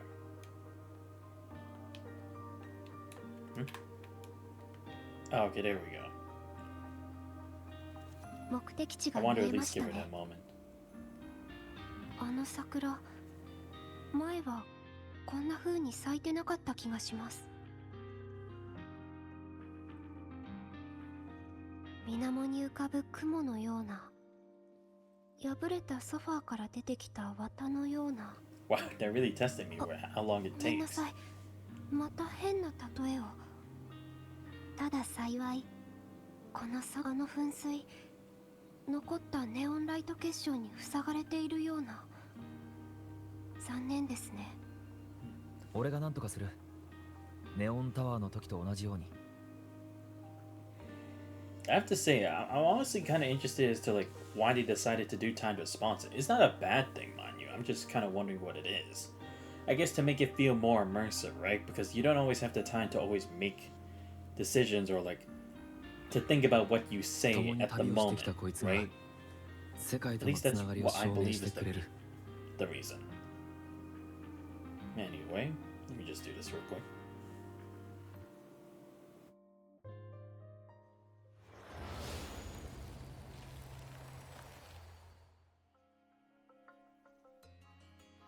水の底に何かある気が。拾ってみよう。カセットのようだが。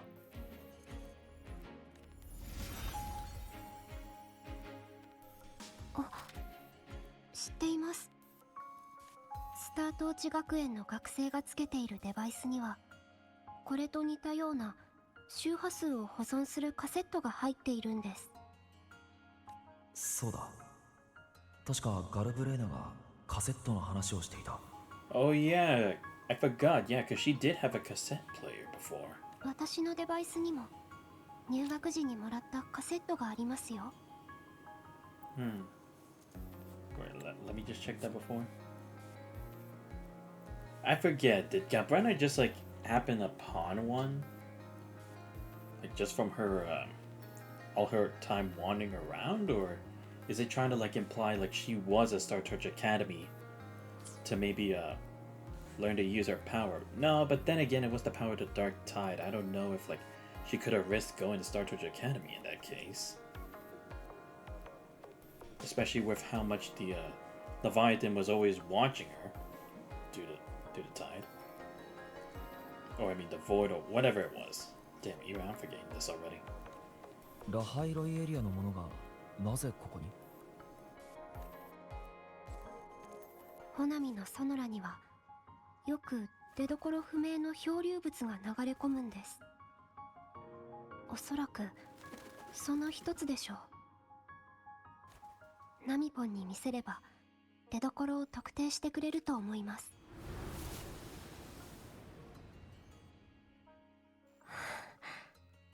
桜はすぐそこに。綺麗ですね。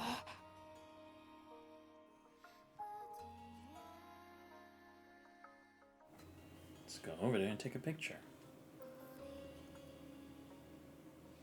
ええ、一緒に撮りましょう。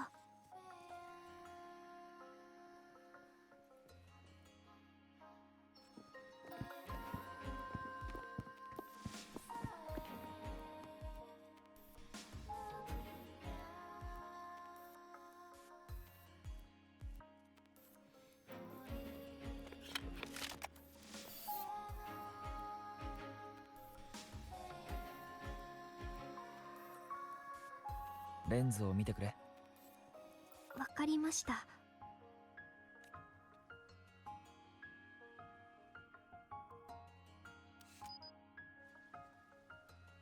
Wait, hold on. What's even holding the camera anyway? What is it just floating somewhere? I'm so confused. You know what? Fuck it. I'm probably just overthinking it too much. Let me get the right angle here. Yeah. Okay, just a bit more, I think. But no, that might be too far, actually. Yeah, I think that's the right amount of distance. Let's get a good amount of lighting, and there. May not be my best picture, but I think it's a decent one.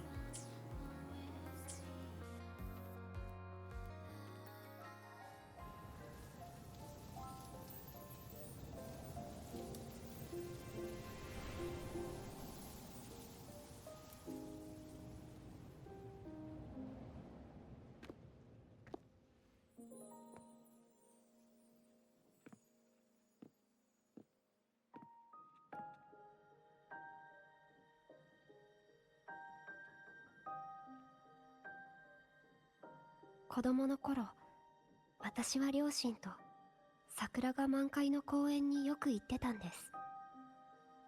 紙をいろいろな形に切って何を作ったのか答えてもらってましたね。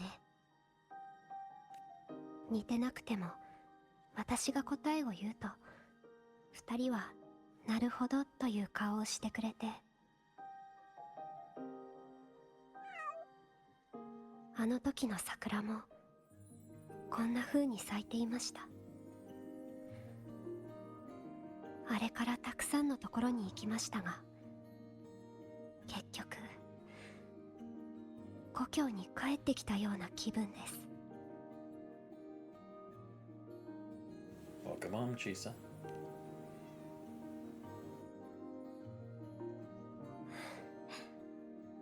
ありがとうございます、先輩。ブラックショアの人からあなたの話は聞きました。昔の記憶がないんだとか。Okay, that's probably why she paused before. タワーの中で私は持ち主を見つけ、いえ、見分けたんです。いつ渡すか悩んでいましたが、今ならちょうどいいと思って。Wait, what? You're serious? I was a student at Star Torch Academy? When the fuck did that happen? I never went. 学園で直接会ったことはありませんでしたが、科目選択のガイドを読んだことならあります。What? I don't remember anything. 覚えていなくても大丈夫です。私と先輩が初めて会ったのはほなみですから。Wait, hold on. I thought I was gone for a long ass 私の time. ことばかりじゃなくて、 How long have I been gone? 先輩のことを教えてくれませんか？もっと知りたいんです。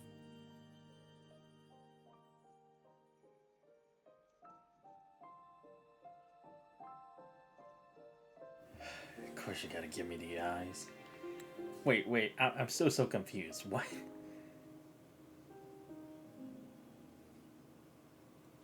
Wait, this was in the tower? But why would he even be there? And again, it's like, I still forget, like, but how long have we been gone from this world before we were summoned back, or not summoned back here, but like sent back here, right? Because I honestly don't even remember for the life of me. If I remember, it should have been like a really long time, I think. But even if that's the case, it's like, then why would I even have an ID? But then again, I guess it depends on like how long this course selection guide thing even is. Like, is it like maybe when I took apart a school many years ago? Like, I guess maybe it could have still been that time when Rover was doing research back then, like when he was trying to like find a solution for a shorekeeper and all that other stuff when he was still venturing around the world. Maybe it happened around then. Like, this was his way of like getting even more information. That's some implications. そんな波乱万丈な冒険を。さすが先輩です。Yeah, it was quite an adventure. Hold on. That title takes a little getting used to. あな Not た that I は minded. 目の前に立ちはだかる迷いを断ち、前に進んできたんですね。ほなみでもそうでした。なのに私は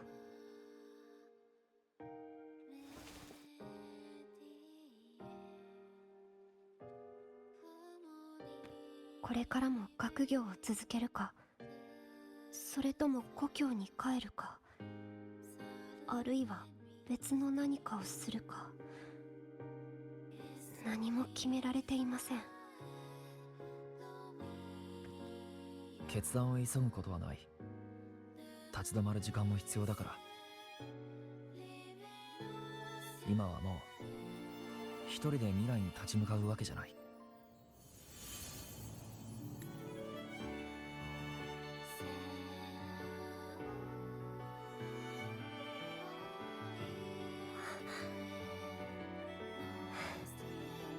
そうですね。私にも仲間ができました。あなたと歩むことで大切なプレゼントをもらいました。それは真相と向き合い前に進む勇気です。学生証の他にも受け取ってほしいものがあるんです。仕上がりの段階で悩んでいましたが、ほなみに戻ってきたおかげでようやくできました。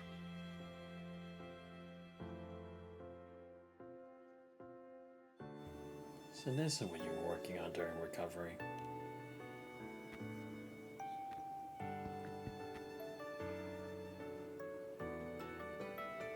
ええ、なかなか複雑だったのでたくさん紙を費やしてしまいました。ほなみを模して作ったんですが、似ていると思いませんか？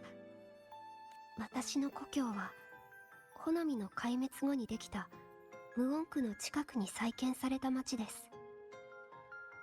まだ悲鳴の陰りから抜け出せていませんが、負けず嫌いの人たちでよく似たタワーを作ったんです。どうしても空に響かせたい、隔たりをなくし孤立していた地域を電波で一つにつなげたい、そんな思いのもと、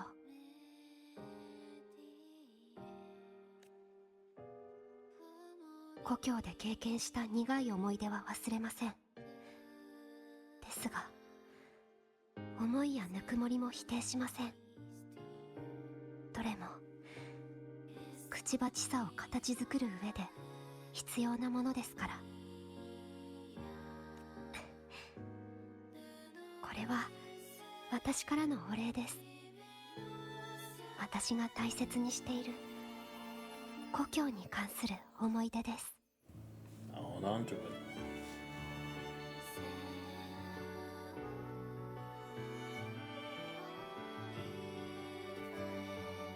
そういえばナミポンが言っていました。カフェをもっと賑やかにしたいそうです。やってみようと思いますが、どうでしょう。立ち止まる時間も必要なんでしょう。次はブラックショアの友達を誘ってパーティーを開いてもいいですか？先のことを決める前に車掌カフェを本当の意味で営業したいんです。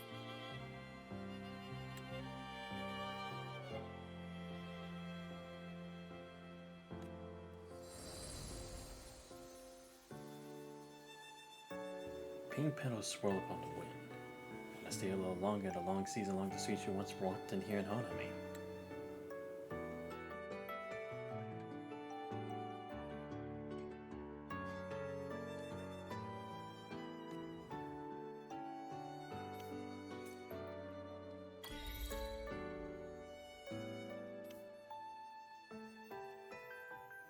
The real me, stand-up. Ah, damn it. No, I wanna actually check this stuff in my bag. Oh, god damn it. Fine. I'll check it later. 他に行きたい場所はありますか？それともこのまま戻りますか？ Somebody wanna 私 ask. は何を知りたいんですか？まだ時間はたっぷりありますよ。About your overclocking symptoms. 私のことを心配しているんですか？それならもう大丈夫です。 Not pretend to be okay, right? あなたの前では強がりません。ブラックショアの人によると長い間オーバークロック寸前だった私が今の状態を保っているのはもはや奇跡らしいですが、実は穂波の裂け目から抜け出す直前に温かい周波数に触れたんです。もしかしたらあの周波数のおかげで共鳴エナジーが落ち着いたのかもしれません。あなたを穂波に引っ張り込んだ人が最後に私のことも助けてくれたようですね。他に行きたい場所はありますか？それとも何を知りたいんですか？まだ時間はたっぷりありますよ。About when I was a student at Star ご Torch. めんなさい。私は工学部の新入生だったので、あまり学園についてはわからないんです。Wait, what? I was 昔の famous? あなたの様子は人から聞いた情報しか持っていません。Interesting. ただ人気者でたくさん友達がいたそうですよ。穂波のソノラの中に巻き込まれていなかったら出会っていたかもしれませんね。 So what, I attended the academy? Like, with you? Technically? Because again, it's like, why would you talk about someone being popular, having friends around? Because usually that's what they talk about, like, in the current time, not like the past. If they were talking about someone about the past, they talk more about like people's accolades or accomplishments or their biggest impression of them. 他に行きたい場所はありますか？それと Okay. も Doesn't really hint こ at のまま anything. 戻りますか？ But again, that's probably the point, 私 right? はどちらでも構いませんが。 That's what I'm supposed to discover later. But I mean, to be fair, there was a lot of damage on that card. But it's like, what caused that damage? Is it like just from how old it is, or something else? 何を知りたいんですか？ How about ま that だ時 cassette 間は tape? スタート落ち学園のカセットは普通のカセットとは違って周波数が保存されている特別な装置なんです。保存されているのはカセットを身につけている人の周波数のバックアップ、その人の存在そのものを記録していると当時の先生から聞きました。 Why make backups of frequencies? 学園が会食現象に対応するために取った措置の一つのようです。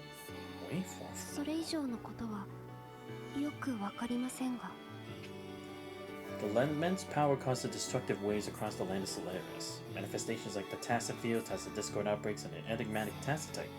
Potter's was collectively known as the waveform phenomenon. Oh, okay. So it's part of that whole phenomenon. Okay. Interesting. So I guess maybe it's kind of like how people like hear a soothing music or tone or something to like calm themselves. Kind of reminds me of what happened like across Delta, I think.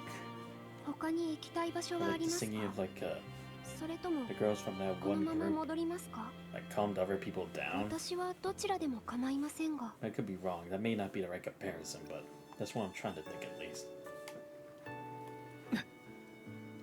Okay, she's just gonna stand there. Alright, we can go back. 他に行きたい場所はありますか？行きましょう。友達を迎えるためにカフェの飾り付けをしなくては。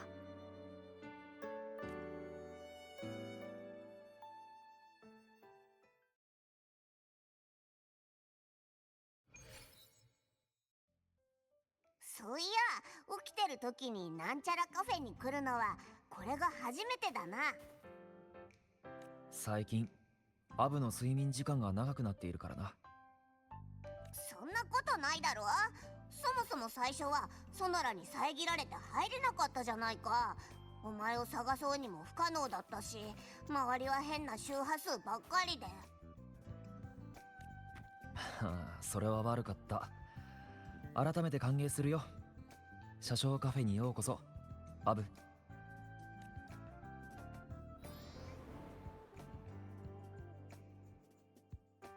なんだよ、いきなり。ショアキーパーに頼んでブラックショアの友達に招待状を送ったから、もうすぐ誰か来るんじゃないか。そうだな。とりあえずカフェを見てみよう。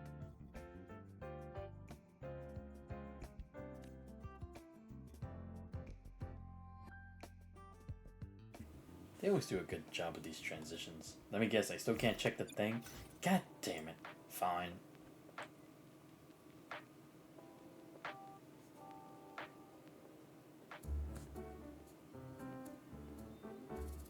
See, the cleaning's going well. And I see the chairs are still floating up on the stairs.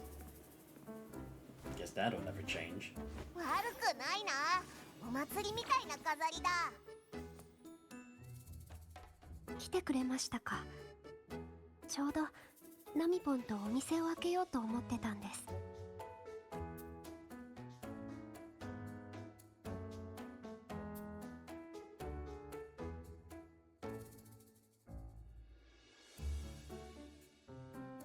アブ、車掌カフェにようこそ。おお、チサ、また会ったな。二人ともかしこまりすぎじゃないか。そうだ、何かうまい食べ物は。壁一面光る飾りと鈴の音と。また会ったね、お客様。今日のレセプションパーティーの主催は店長代理のチサだよ。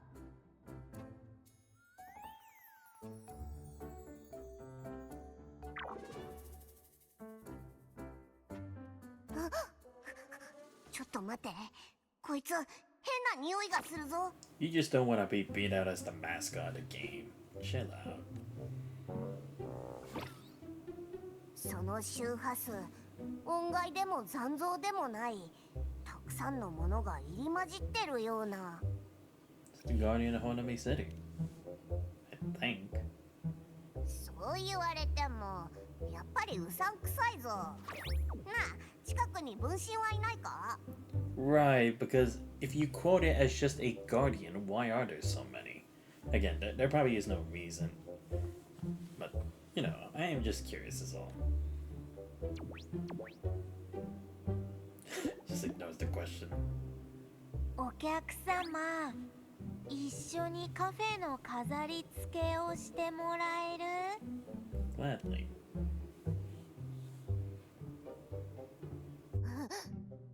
我を無視した上にそんな慣れ慣れしい口調で漂白者と話すなんて。あれ、もう盛り上がってるね。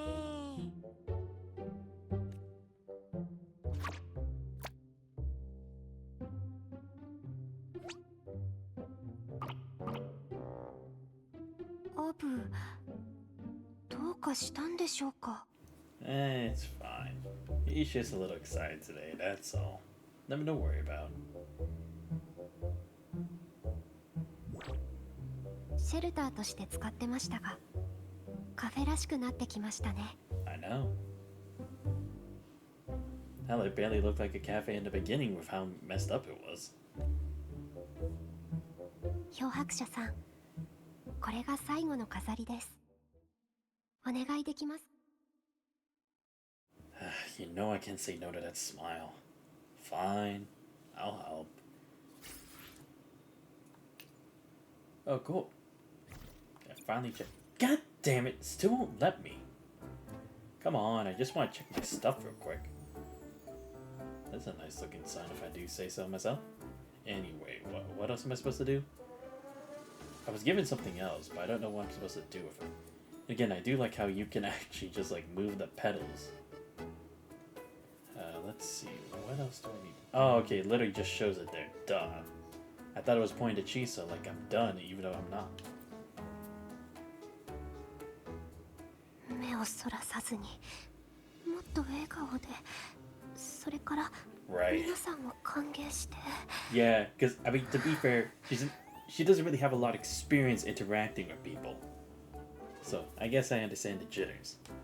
Being a bit nervous? はい、友達を迎えるためのおさらいをしてます。このカフェは私にとって家のような存在。友達を家に誘うのは本当に久しぶりなので、確か高校に入ってから初めてですね。You greeted me just fine. あなたは特別ですから。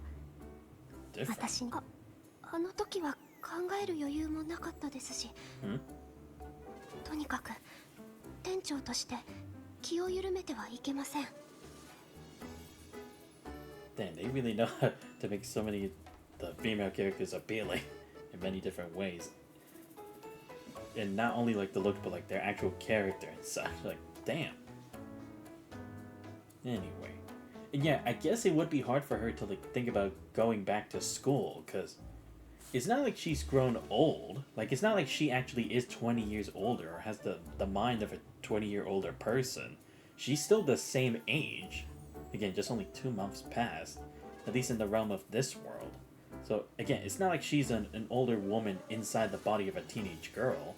But again, at the same time, it's like, I guess it would feel weird knowing it's like, it's 20 years and you have to start again your intro to the school. Because again, it's like, supposedly it wasn't too long since she started the academy and then she got caught up in this whole mess. So I guess, yeah, it wouldn't really be easy for her to figure out what to do. I guess that's the point, right? When we go to La Haroi, we're gonna have Chisa be like, give us the grand tour and everything, considering she was there before. Maybe? Alright, I'm done. お客様、今回のパーティーはチサが自分で提案して頑張ってたんだ。だからナミポン、サプライズを用意しようと思って特別な飾りを作ってあげたいの。何かいいアイデアはないかな？ Maybe something related to her? お店に来てくれた人が一目で、ああ、店長はチサなんだってわかるようにしたいね。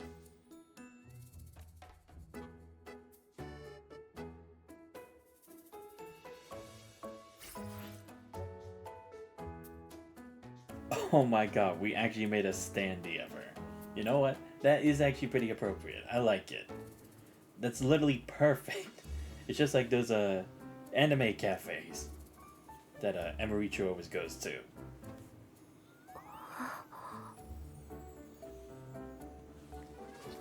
I gotta say, it looks really nice. If anything, it looks just like the art. But yeah, it really makes it feel like an Emiricho video with how many manga/anime cafes she goes to. これは何ですか？ I think it looks great. それは店長の記念パネルだよ。近くを漂う周波数で作ったんだ。漂白者さんはこのパネルが好きで、いえ、どう思いますか？ Excuse the original. かわいいですか？わかりました。それじゃあここに置いておきましょう。 Yes, she let us keep it. Wow. Seriously, like looking in a mirror. お客様、飾り付けを手伝ってくれてありがとう。お店に来た人たち、きっと喜んでくれるよ。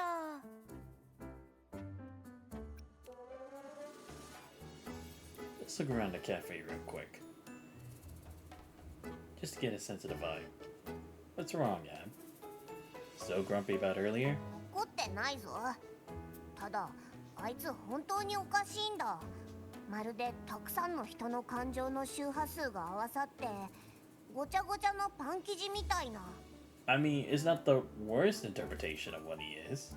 でも悪い周波数は確かに感じなかった。 I mean, I said a mascot, Abby. お前がそう言うならおしゃべりをしてやるか。Damn, you even got the desserts out and the coffee bags. It's just like a Starbucks. But just hopefully not as overpriced as one. Anyway, let's see. Oh, okay, we got the pictures of. Appears to be a gallery set up. Space scenes around Honami in the picture. Oh, it is. Cool. It even has our picture up there. Neat. That's actually really cool. I like that detail. I better be able to put up more pictures later. That'd be sick. But then again, I guess they'd have to expand the map to get more sceneries for this. Because to be fair, this is a pretty small map. Oh right, gotta listen to the radio. See if they got anything going on. Or actually, would there even be anything said in the radio now? Since time's resumed. Or I guess it would just repeat the same broadcast. Because it would be automated then. 最近気温が上がってきていますね。真夏を迎える前に特別報道をお送りいたします。本日の深夜、夜空を流れる流星雨はピークを迎えます。興味のある方は家族や友達を誘って夏のマジックをお楽しみください。市内や周辺のおすすめ観測スポットは止まっていた穂波の季節もいよいよ流れ始めたのか。 Oh, okay, wait, what? Oh. Wait, then what's continuing this? Well, then again, I guess maybe it has like an AI or something, or it generates that stuff and then has like an AI voice just say the news. Maybe that's what it is. Because it's like, there shouldn't be anyone to report news anymore, right? Because there's no one left?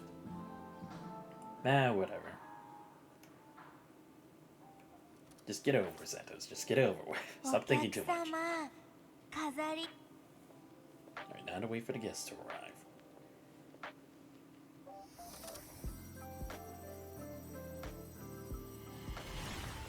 Damn, there's a smooth transition.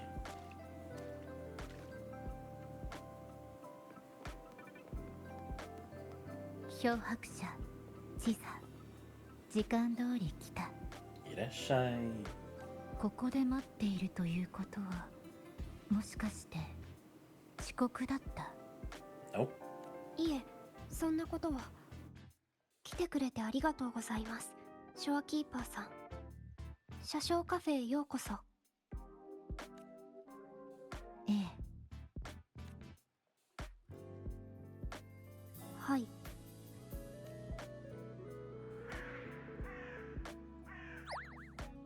お客様、なんとかして。Right. Yeah. 沈黙が気まずくて息苦しいよ。Right. How the fuck did I forget? They're both not really conversationalists unless it's centered around Rover. Right. Shit. How do we do this? Come on, brain. Think. Come on. その様子だと2人はブラックショアで顔を合わせたんだな。ええ。健康診断を担当してくれたのがショアキーパーさんでした。それ以外にもいろいろと助けてもらったんです。チサは時間の流れるスピードが異常なソノラの中で長い間オーバークロック寸前の状態を維持していたから、テティスシステムによる総合的な診断が必要だった。今度は仕事のやりとりみたいだね。It's better than nothing, Namapon. Seriously, this is what happens when you have two waifus just like meeting each other for the first time. 言われた通り来たよ、ボス。今度はカフェを経営することになったの？ I wouldn't say I bought the place out. She's the manager. どっちでも大丈夫。出かける前に占ったら、化粧によると八方からお客さんが来たり、財に満ち溢れる大吉だってさ。今日はお店のオープンに一番いい日だよ。あなたがボクレイさんですね。ありがとうございます。先輩から聞きました。穂波の裂け目の位置を特定してくれたのはあなたなんですね。Yeah, I mean, to be fair, because she did point it out. If we didn't have that, we wouldn't have that much like evidence to even attempt trying to locate this place. 大したことじゃないって。うちとボスの仲だし。けど、何か美味しいものでもおごってもらおうかな。And by way back, she means like just a couple months ago. But still. 会えて嬉しいよ、チサ。それと、宙に浮いている。この、カフェのマスコットをしてるナミポンだよ。ナミポンって言うんだ。はじめまして。そうだ、お店を案内してくれないかな。さっき周辺を歩き回ったからちょっと疲れちゃってさ。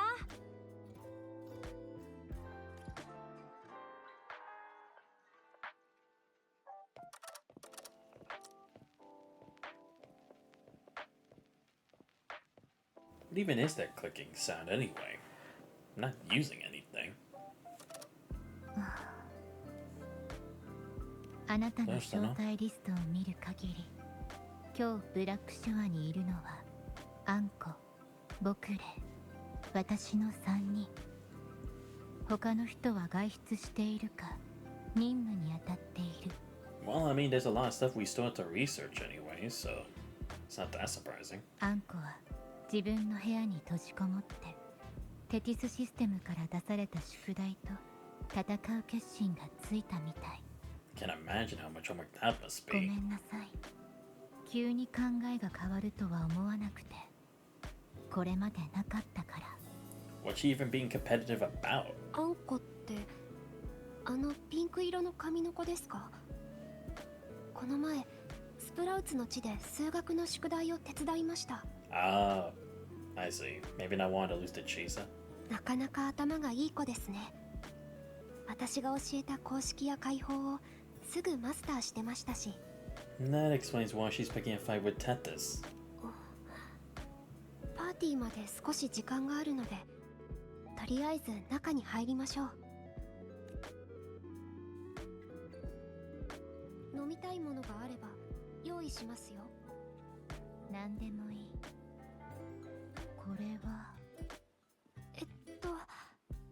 気にしないでください。I think it looks great. カフェのマナーとしてパネルと視線を合わせないようにする。No, no, it's fine. いえ、マナーというわけじゃ。Come on, Chisa, you don't gotta be embarrassed. You look great. Stop fooling. Why not take a seat? 大丈夫だよ。カフェの飾りを楽しんでるの。店内が明るくて材の木が漂ってる。そうそうない服の地だね。There's no safer place in all of Honami. ホナミといえば、ボス、この廃れた町に何か特別な残響がないか見に来ただけだったけど、気づいたんだよね。外の世界にもここよりも静かな場所はなかなかないってことに。That good or bad? もちろんいいことだよ。Good. ここで生活していた多くの人の執念が晴れて散っていったわけだから。そうだ、ここのコーヒー豆最近入荷できてないでしょ。今度うちが好きなものを持ってくるよ。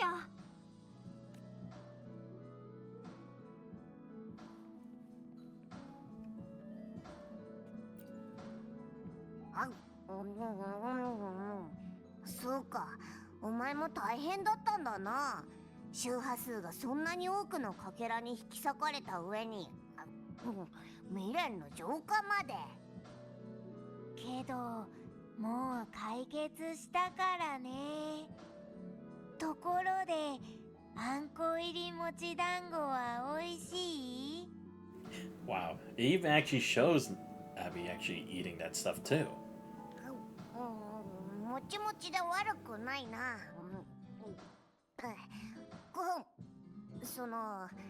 さっきは悪かった。カピバラは周波数によらないんだな。あいつが世話になったから、我もパーティーの準備を手伝ってやるぞ。ありがとう。助っ人は多い方がいいからね。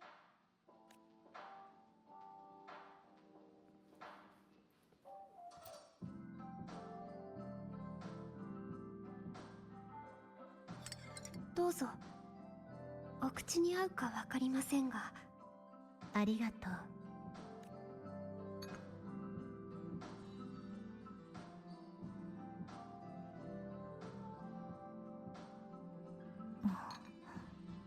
ちょっと苦い。でも耐えられる。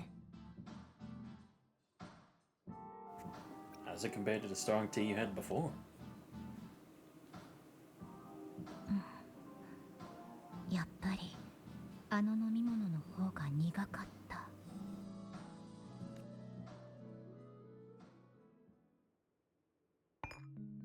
二人ともスタートーチ学園、つまりあなたたちが通っていた学園についてブラックショアは調査を続けていたの。Oh, okay, good. We are addressing this now. Good. Because I was gonna say, it's like, does Shorekeeper even know I went there? けど分かった情報は学園のあるラハイロイエリア全体がボイドストームによって遮られ、外とのつながりが断たれている状態ということだけ。You gotta be kidding me. So what, it's gonna be like how it was for Jarilla 6, where it was isolated because of that huge snowstorm that never ended? Let's see. The regional waveform phenomenon of Laharoid that disrupts the frequencies of anything around has to be somewhat cyclical pattern. So, different from like the whole Tacit Field thing. The Void Storm. What's that about? 海食現象の一つ。ボイドストームの活発期間中は通信用のシグナルも封鎖を突破できない。So what, does it always happen there? Like, it's just something that happens, or? つまり今は学園に行けないんですか？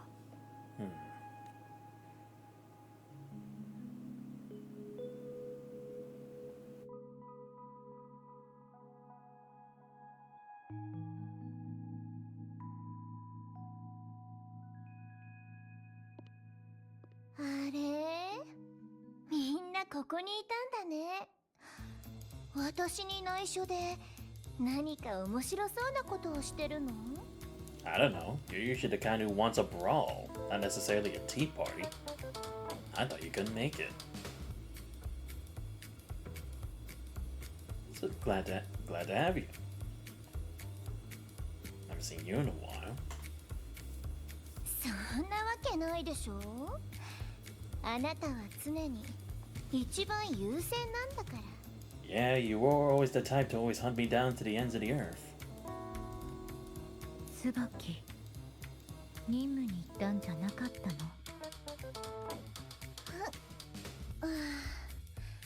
ちょっと早めに切り上げてきた。ブラックショアの海面に町が現れたって知ってたらもっと早く帰ってきたのに。Yeah, I mean, she is always looking for a new experience to fight in. Long story. あなたがチサだね。Oh boy, she found herself new competition. はじめまして。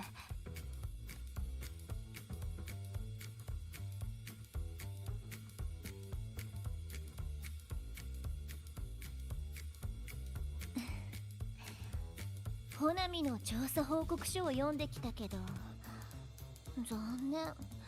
一番楽しいところが終わってるなんて。パーティーの席を増やしてもらえるかな。私も楽しみたいの。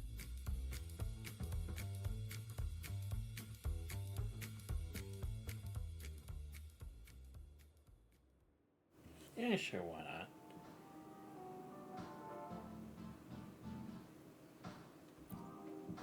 See, their conversation changed. Oh no, that's just the same as before. Alright. Yeah, I guess just continue the conversation with them. I guess.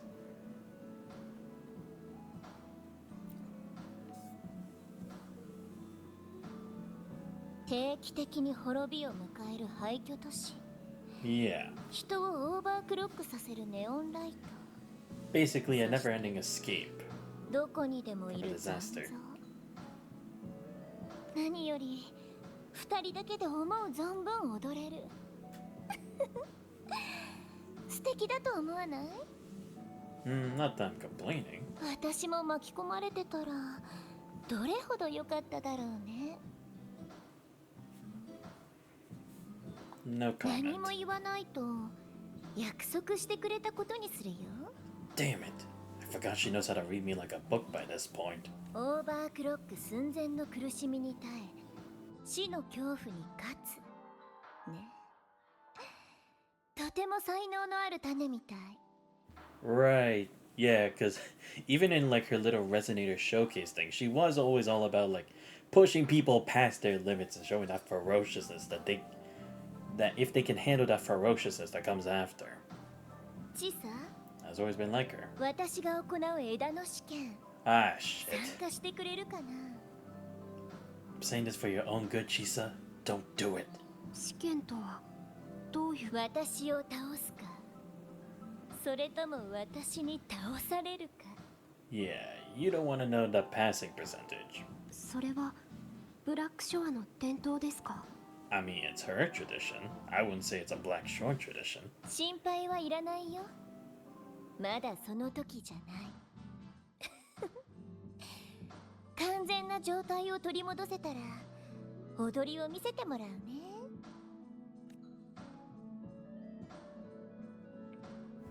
Hopefully they'll get along just fine.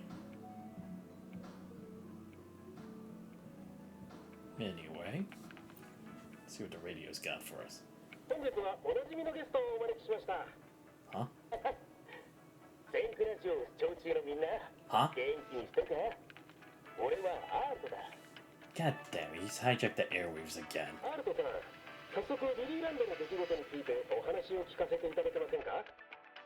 ああ、愚者の劇団の巡回公演期間中に安売りされていたチケットを買い占め、情熱的なファンに高値で売ろうと企むやつがいてな。実はどうやら初めてのトラブルじゃなかったらしい。団長のグラントが事情を把握すると闇に紛れて相手の拠点に侵入したんだ。それで買い占められたチケットと証拠の帳簿を取り出したわけさ。 Yep, that's just like Brandt. I was gonna say, like, Trooper Fools, are we talking about Brandt? 転売屋の連中を捕まえてから公演のチケットはファンのみんなに無料で配布されたんだ。いやー、一件落着。 That's our good old swashbuckler. キャプテンブラントの話ばかりでしたが、アルトさんはどんな役割を？ああ、肝心な拠点の情報を提供したのさ。当時、俺は転売屋の中に潜伏していたからな。はあ、このラジオ、ホナミ以外のシグナルもキャッチできるようになったのか。 Oh, okay. Right. Okay. Yeah, because technically this place still does exist. Okay. I was so confused. Oh, I thought something else was gonna pop up here. Never mind. Oh, I thought I could hit the balloon. Never mind. 皆さん揃ったことですし、おやつも飲み物も用意できたので、そろそろパーティーを始めましょうか。 Sure.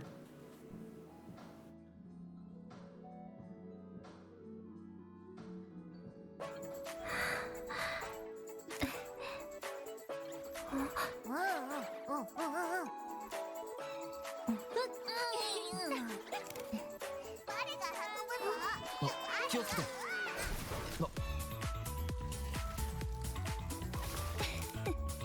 いい写真は撮れた？こういう時は店長。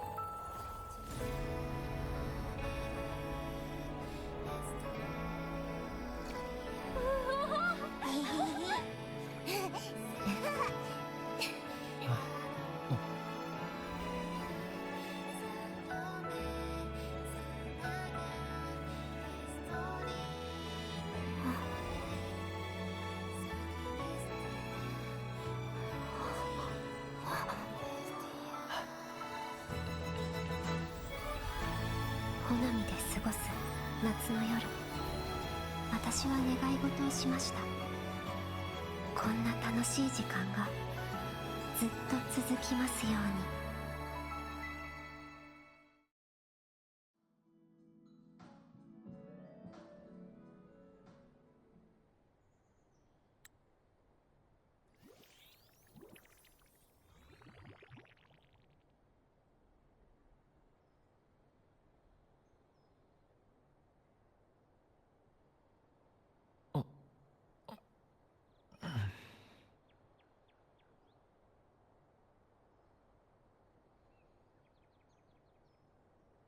おはよう、お客様。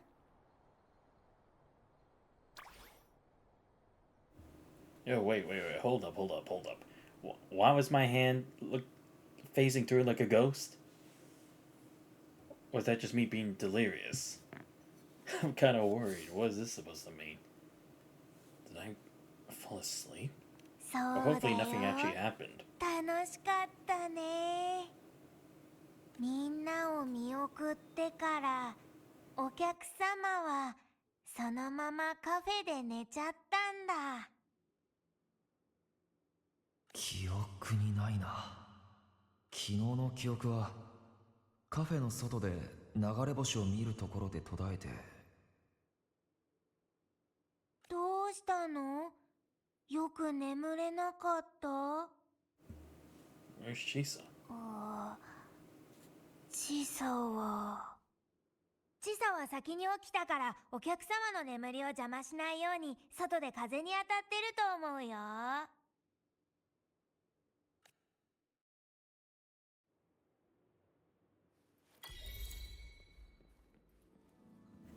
Story you don't know? Okay. Oh, is she back up again? Oh, never mind. She's here. I thought she was back up on top of the cafe again. Gotta say, am I glad we actually have this standee to really brighten up the place.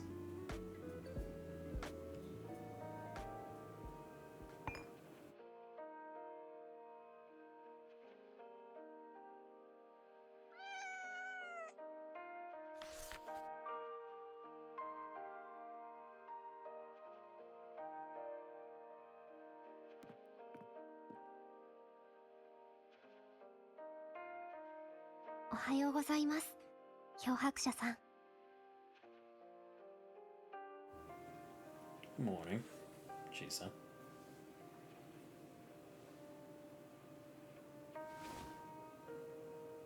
まるでホナミで初めて冒険をした日に戻ったような気分です。 Has it even been that long since then? 開業初日パーティー、無事に終わりましたね。おかげで特別な夜になりました。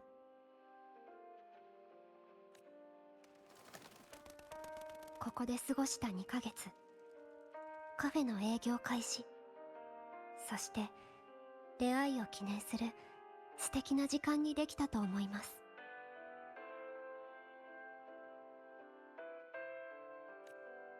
たとえ今すぐ皆さんと別れることになっても後悔はありません。 So you made a decision?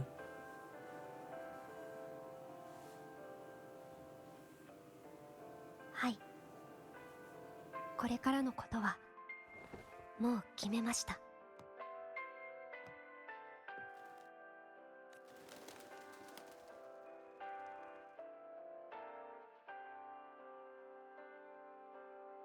一度故郷に帰って両親を探してみます。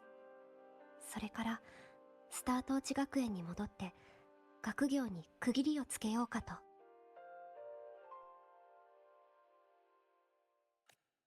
どちらも難しいでしょうが、どんな困難も乗り越えてみせます。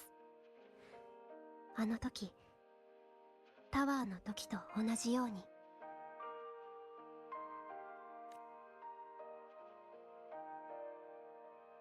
破れない壁はありません。帰ります。そうだな。破れない壁なんてない。しばらく別々の道を歩むことになりますが、全てが終わったらきっとまた会えると信じています。いえ、その時が来たら私から会いに行きます。もちろんすぐにここを立つわけではありませんよ。まだブラックショアで診断を受ける必要がありますし。 Right. Guess it would make sense that she wouldn't really stay at the Black Shores forever. Because again, it's like she still needs to like make her own story, her own life, make her own decisions too. ただ、 That's reasonable. 椿さんの提案通り、ブラックショアに入ってみるのもいいかなと思っています。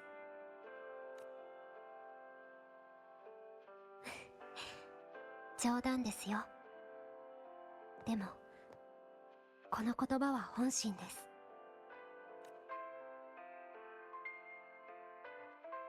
漂白者さん、いろいろと力になってくれてありがとうございました。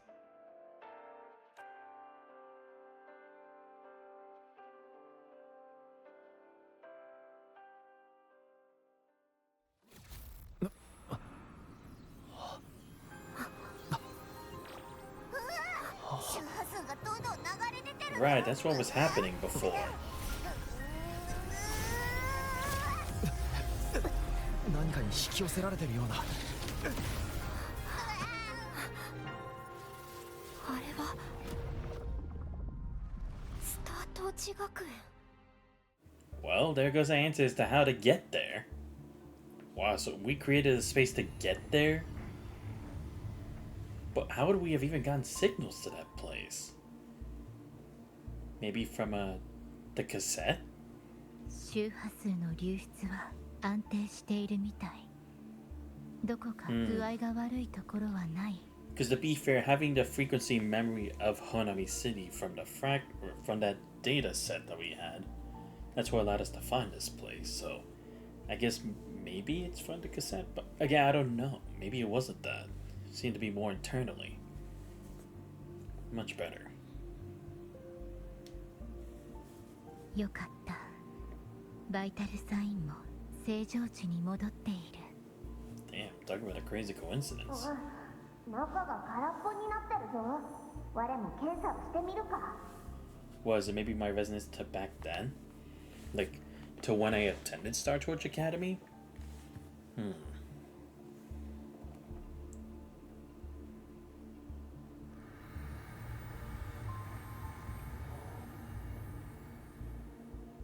裂け目とあなたの周波数の間にあった異常なつながりは断たれている。これでしばらくは大丈夫そう。What was trying to decipher my frequency? まだ答えはわからない。でも裂け目の周囲からボイドストームと似た周波数を検知した。The Void Storm, okay. Maybe it's another Sentinel again? Possibly? Because to be fair, by connecting with the Sentinel of Irenicida, that's how we were able to make way for Inceptimont. That's I bet you gain some of those visions later on, so maybe it is. Especially since I seem to be establishing a connection with Star Torch Academy and Laharoy. 考えられるのはこの裂け目がラハイロイエリアとつながっている可能性。そこはあなたから失われた周波数の行き先でもある。事件の裏にはラハイロイが。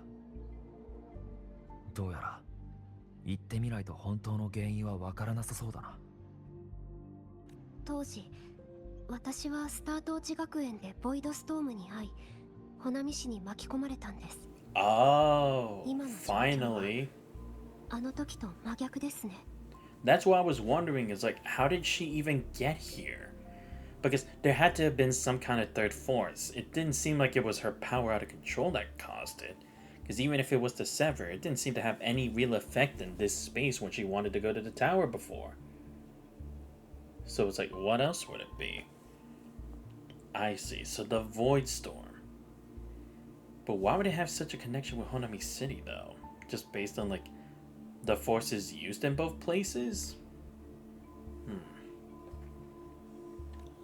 もしかするとこの裂け目から直接あの封鎖されたラハイロイに行けるかもしれません。 Would be interesting, though.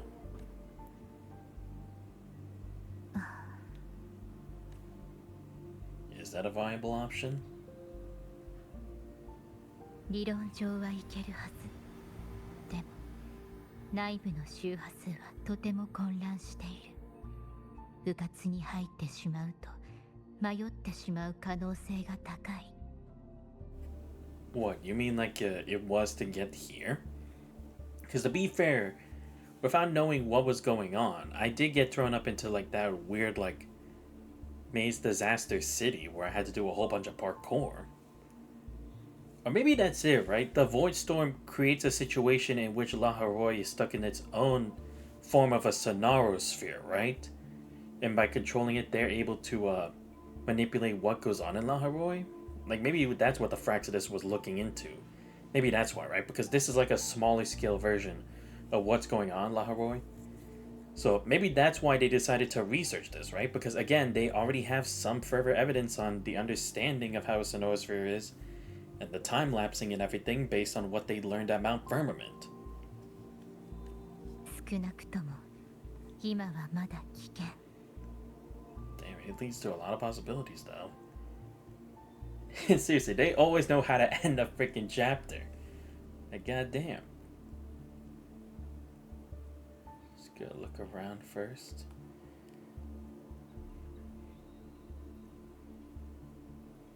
Alright.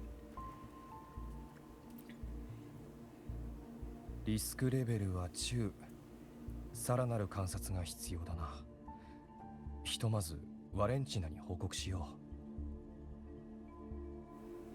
Notice anything unusual? この裂け目は休眠中のようです。今のところ残像は確認できていません。 I mean, it does seem to be honing in into a specific location, right? Probably inside the city. Maybe that's why it's not. Maybe that's why no Tesla Discords are appearing. ですが、かすかに浮かんできた光景には覚えがあります。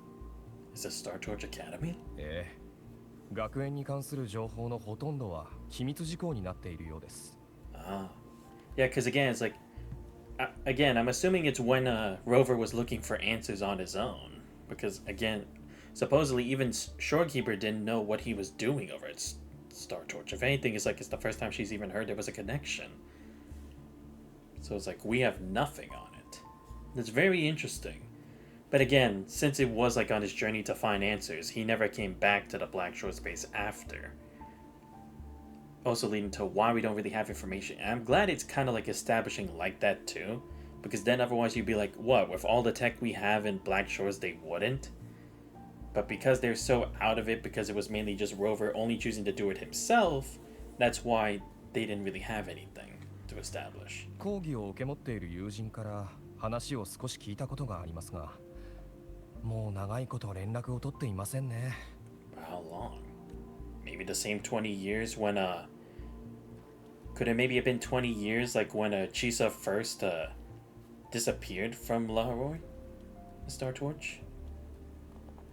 ラジオがまさか小さい時に聞いたかつて滅んだ町に来る日が訪れるなんて。 Hello. あ、花持ち。周波数のサンプルを収集したので現在分析しています。 Got anything so far? そうですね。裂け目の縁のあたりでボイドストームの痕跡を、その近くで外来の周波数を確認しました。裂け目が生成された時、別のエリアの周波数をホナミに吐いたのかもしれません。 Another region. Is it La Haroi? はい。周波数の正確な出所は特定できていませんが、大体の場所には見当がついています。ラジオがこんあなたたちも来たんですね。ちょっと特殊現象が発生しまして。Oh, a radio? 裂け目の近くで拾ったんです。聞いてみましょう。今回のキャンパスインタビューでは光栄なことにこの方をご招待できました。オフにしてもさっきから勝手に音が流れて。そうだ、お客様、ラジオの受信周波数を調整してみて。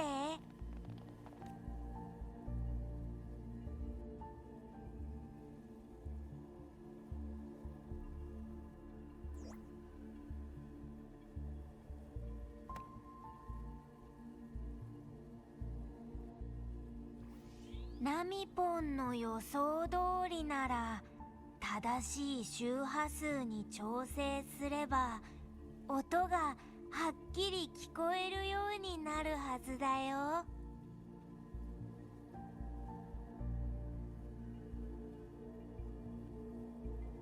ナミポンの言う通りにしてみよ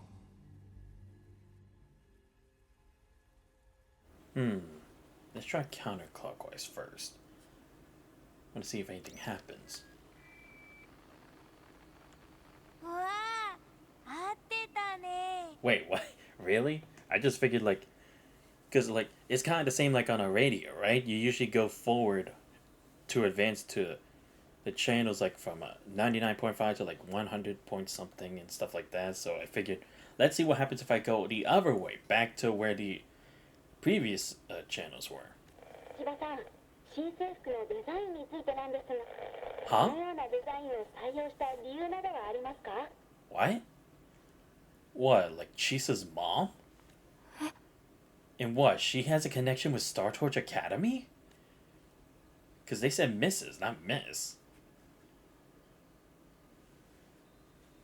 Guess Chisa may actually be coming along for the ride with us. このデザイン、実は娘からインスピレーションを得たんですよ。 Wow, it 娘が is. 切り取った家の古い布の模様を見て。そうでしたか。学園の理念とよく合っていますね。 Well, at least that answers for Chisa that her parents did remember her. Or at least her mother, at least. この制服を見たら、きっとちいちゃんも喜んでくれるかなと。 Wow. What the heck? Why did it cut off there? That is weird. And again, it's like, why would Chisa's mom be there? 衝撃とかで調子が悪くなっちゃったのかな。 Maybe she was looking for ちょっ Chisa, と貸してみて。 right? Because I guess, well, again, it's like, we don't know how periodically this void storm happens. Does it like completely keep them out for like a number of years, or does it like, is it a seasonal thing? Unless we can confirm that too, we won't know how long ago that transmission happened. Because again, it's like it could have been a signal from like years ago. Like maybe like after the void storm happened, it disappeared, and then Chisa disappeared too. Then the mom went there to be like, "Hey, where's my daughter? I haven't heard from her forever," and stuff.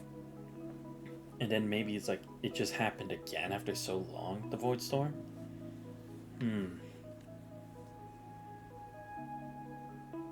ナミポン、ラジオが受信してたのはラハイロイのシグナルですか？ That's what I'm wondering. Like, is it live or is that from before? そうだ Like it よ was like-。ラジオにあったカセットのおかげで、 Oh. 裂け目の向こうから来た周波数を受信できるようになったんだ。 Wait, so it was live? This wasn't a couple years ago? ひょっとしてネオンタワーを特定した時と同じように。さっきのはラジオのトーク番組。でもどうしてお母さんの声が。 But that's the thing, again, like I said, it's like, how would her voice even be there? Because that would mean she's in La Haroi. But again, did the void storm ever stop when Chisa disappeared, or has it like still been ongoing? As we can confirm that, we can't also explain why she ended up there. if that really was her. つまりお母さんは今スタ Yeah. ート内学園に。どうして？まさか行方不明になった私を探すため。 Yeah, guess she's gonna have to save that trip home for later, right? Because if her mom's there, she'd be able to go back to school and she'd be able to learn more about what happened with her parents after she disappeared. シーサー Everything she's been looking for is right there. Star Torch and La Roy. Let's give her some time. しばらくは一人にしておいた方が良さそうだ。 But who's to say someone also doesn't know about this and is like setting it up as a trap? But then again, it's like, how would they even know Chisa's mom?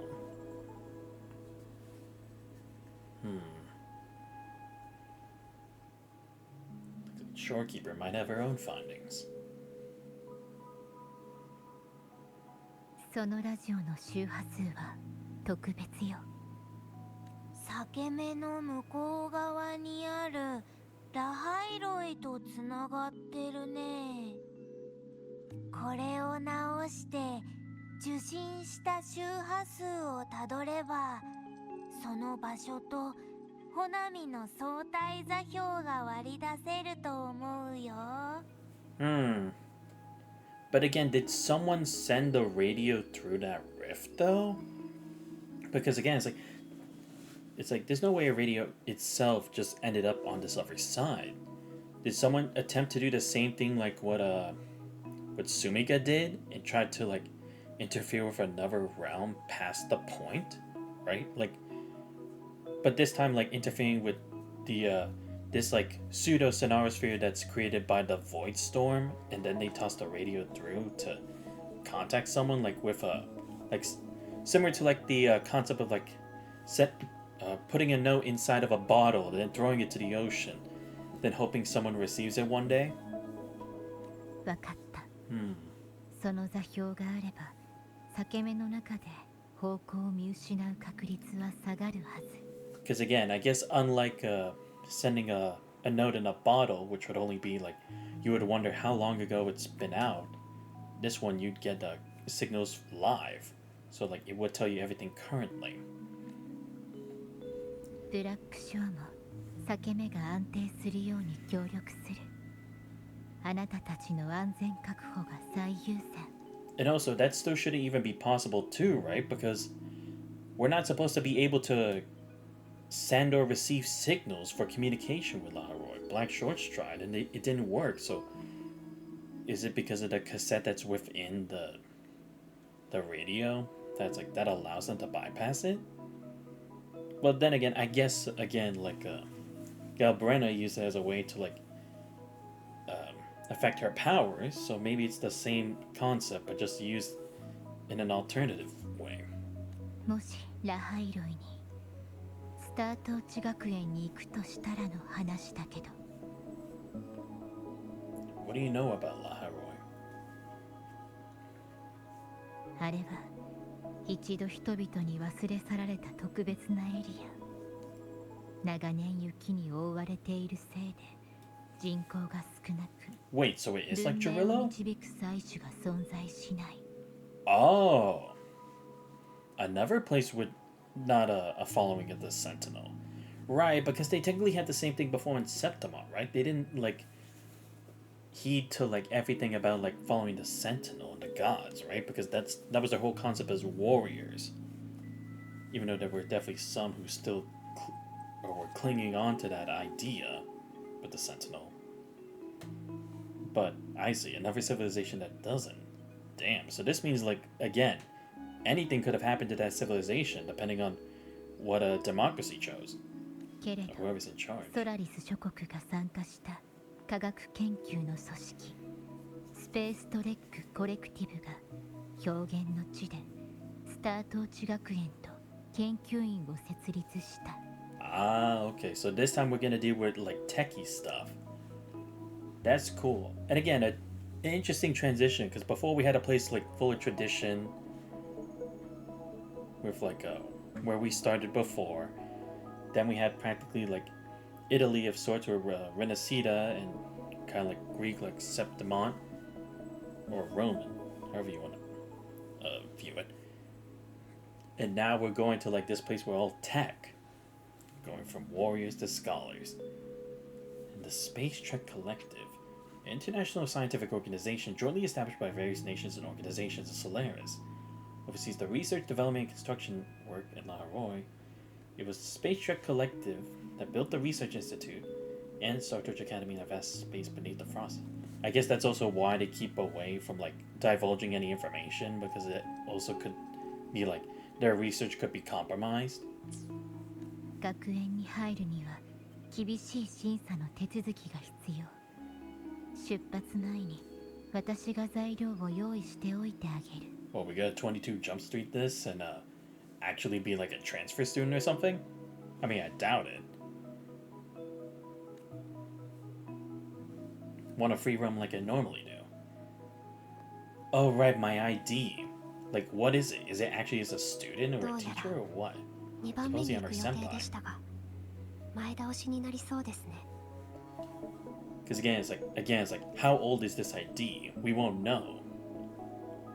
私はスタートーチ学園に戻りたいんです。Sweet. Finally traveling somewhere with a partner. Hopefully she'll actually stay with me. Because to be fair, Alto only just dropped me off. 家族も To Renacia. 友達も先生もいますし、未来は不確かとはいえ、やるべきことは変わりません。And also, when I went to Septimon, Cortetia kind of just went on her own and then left me behind. Well, I guess not really left me behind because she knew I'd catch up to her. Return to the academy we attended. Time to go back to school. ええ、まずは待つしかなさそうです。この先で待つ未来も一緒に立ち向かいましょう。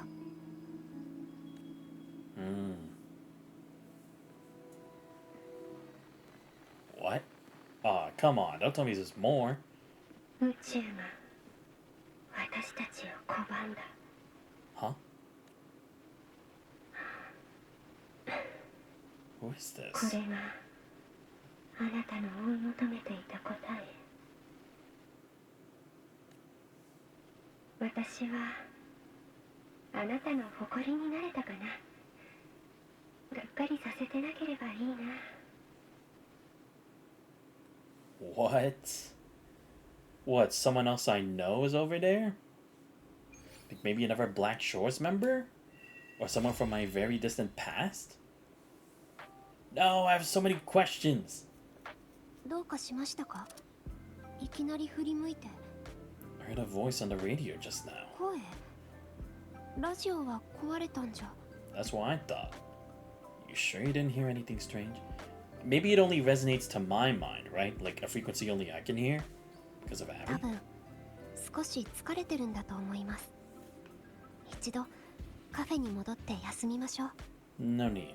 I'm fine. チサには聞こえなかったのか。だが、 Yes, only I can ただ hear の it. 幻聴とは思えない。Yeah, maybe it is only a frequency I can hear. But the universe rejected us. Again, it was kind of like trying to allude to that too, right? Because again, it's like supposedly we had failed over and over, like we're rejected anything good from when we were basically soul searching in Galbrenna's part of the story.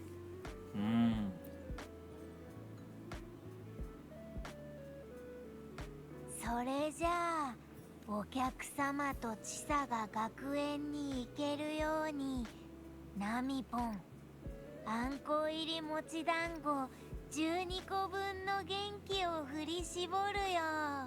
It'll be an investigation. We're not going to school. わかってるよ。ラハイロイについても自分のことを大事にしてね。 Are you really not coming with us? ナミポンはホナミのナミポンだから。 Right. Guess it makes sense because again, he's the guardian of this area. 二人のためにカフェは開いておくね。いつでも戻ってきて休めるように。お前いきなりそんなこと言うからうるっときたぞ。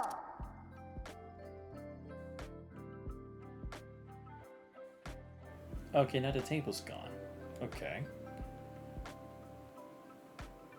Way to leave me off on another cliffhanger, like always. But again, they have always done a good job at that. Oh, cool, so Jesus is just gonna be here. Alright. Well then. I do kind of want to... No, actually, I don't want to understand this just yet. I want to actually get a bit more fighting. I'll be honest, it was pretty fast how we went through the boss fight. I don't know, I just figured there would be a bit more to it. I mean, they did have more of the scenes with the grappling, but I will say, I'm kind of disappointed, at least in that part where, again, it's like, I figured we had a bit more fighting before reaching the boss, and I was hoping that the parkour would be a bit more than just only the grappling, like more like walking along through the walls and evading like gaps and stuff like that. Like kind of similar to well, more similar to like what Cartetia did when going through that one area and grinding on the rails. Not like what they did with Galbrana, because that was like definitely finale stuff. So it's like they don't have to go that hard for like this, which is an intro to the next phase. But still, I was kind of expecting that, but whatever. Again, it's fun, I guess. Let me talk with Shorekeeper first. しばらくの間、私も裂け目内部のトンネルを安定させてみる。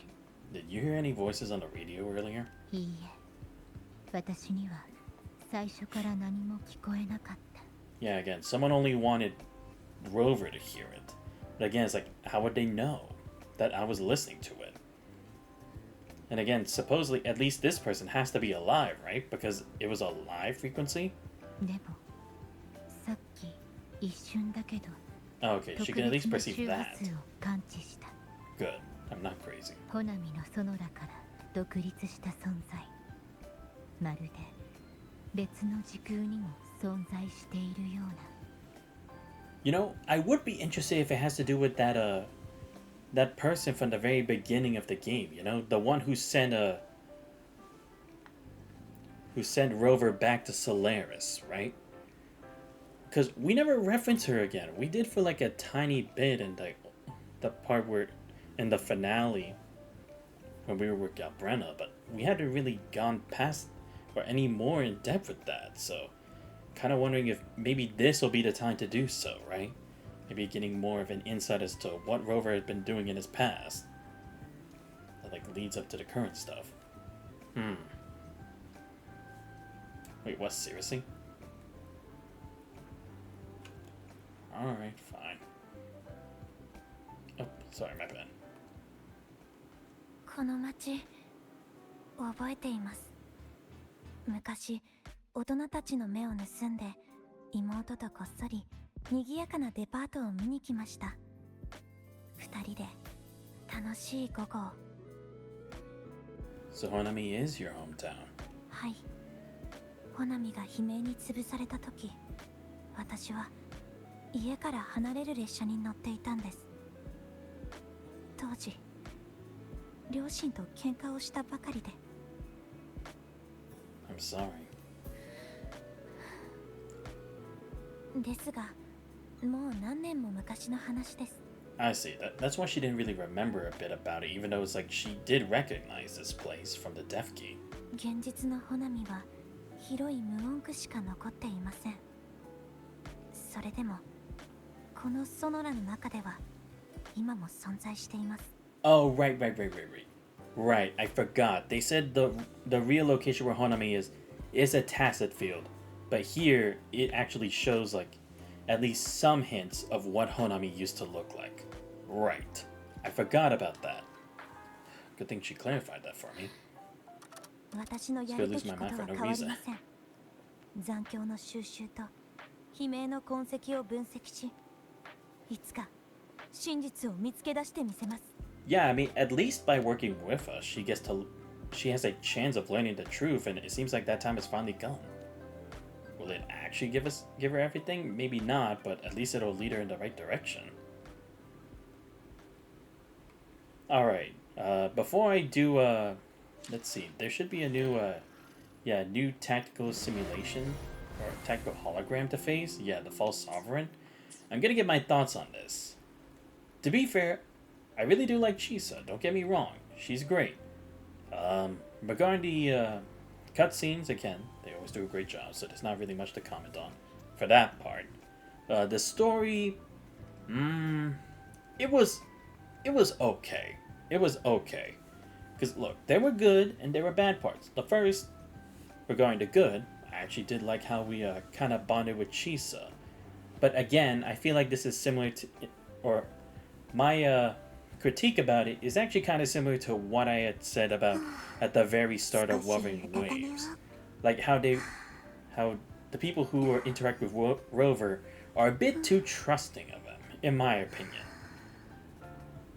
Because again, when Rover first appeared, supposedly in the beta version of the game, of Wuthering Waves, before the official release, Yang Yang and the others were not hostile, but they were cautious around Rover because they didn't know anything about him. It's like later you're supposed to know that like at least Jinzi and them actually knew more about Rover than everyone was led to believe, and then we gained their trust. Whereas in here, it's like similar to like the official ones, like they just automatically trust him. It's like, why? Isn't that already a bit too much, or not really solidifying a reason as to why they already gained that trust? Considering it's like they haven't even really established if he's who he says he is or not. So I'm not saying Chisa had to automatically be our enemy, but I would expect her to at least be a bit more cautious around it. I mean, I guess she kind of did with how scared she was and not perceiving our faces and everything, but still, I just feel like it would have been better progression-wise for their relationship to start off a bit more like that, you know? Just to make it a bit more realistic, in my opinion. Would it seem similar if they did it both times? Of course it would. But does it make more sense? Yes.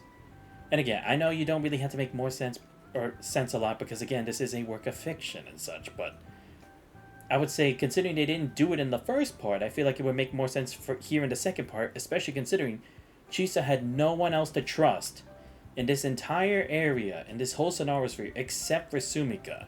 So that's why I was kind of like, why not? Especially since even Fraxidus was supposedly here as well, so I mean, even if she didn't know about them, but still, I just feel like that should have been like something that started off the relationship. So it got a bit rocky, but then it's like they really came to terms to really trust each other after all these experiences together. Yeah. But again, don't get me wrong, the progression later on was really good.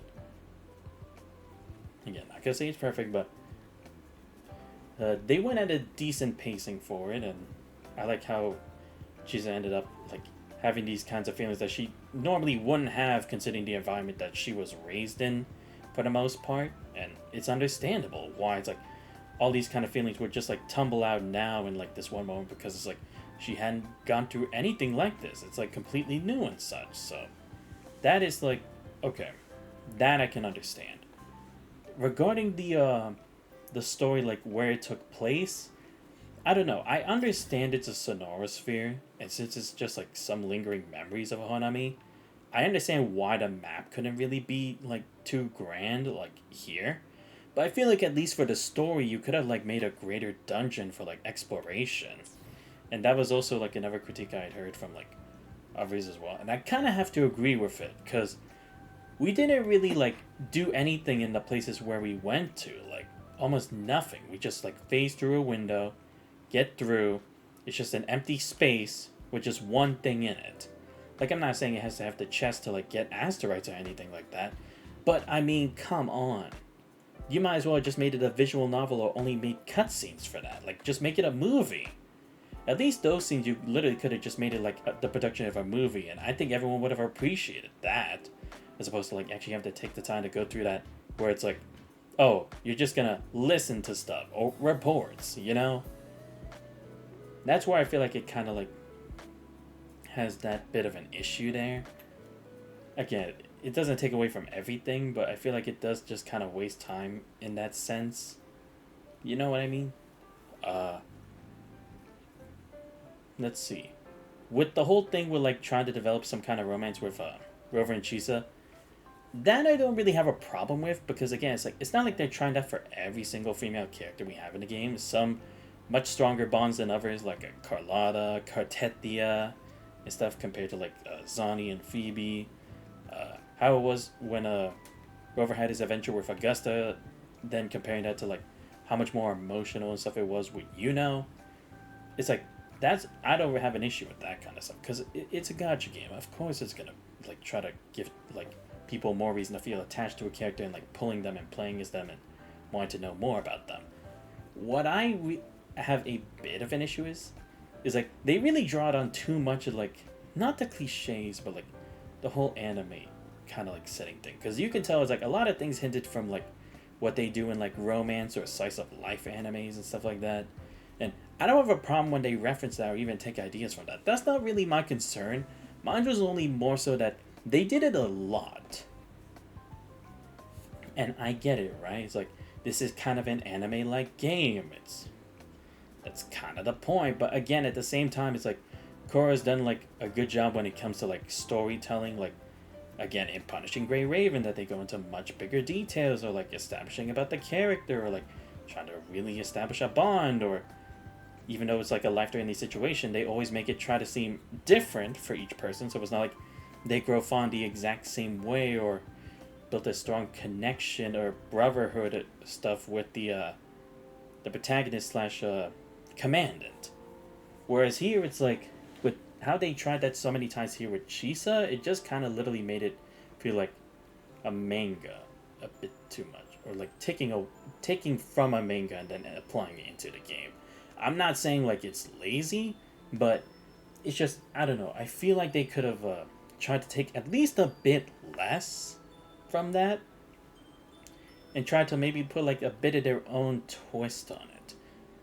But again, like I said, that's not saying like the whole writing is bad or anything like that, but I just feel like maybe they shouldn't have gone like too full in with it. But then again, it's like, considering it's like a whole like Yuka Satome kind of like a reference thing with like the scissors, the black hair, the black school uniform with the dash of red. I get what they're trying to do with that too, for that appeal sense. It's like, that's understandable. But again, it's like for Wuthering Waves, where it's like it does like hone in more to the story as well, and not just like only the combat.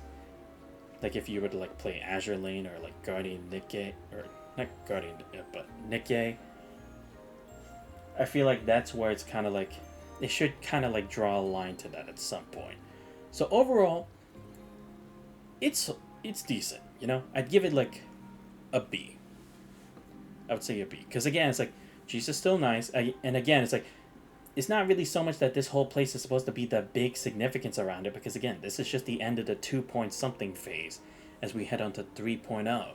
So it's like this is supposed to at least get us an understanding of like how more characteristics of the Sonorosphere, how this could connect to like what Fraxidus is trying to do, and again showing where it's like their research has kind of been leading them to this point, not specifically but just like concept wise, and actually seeing how it again formulates another connection with Rover in some way and another character too.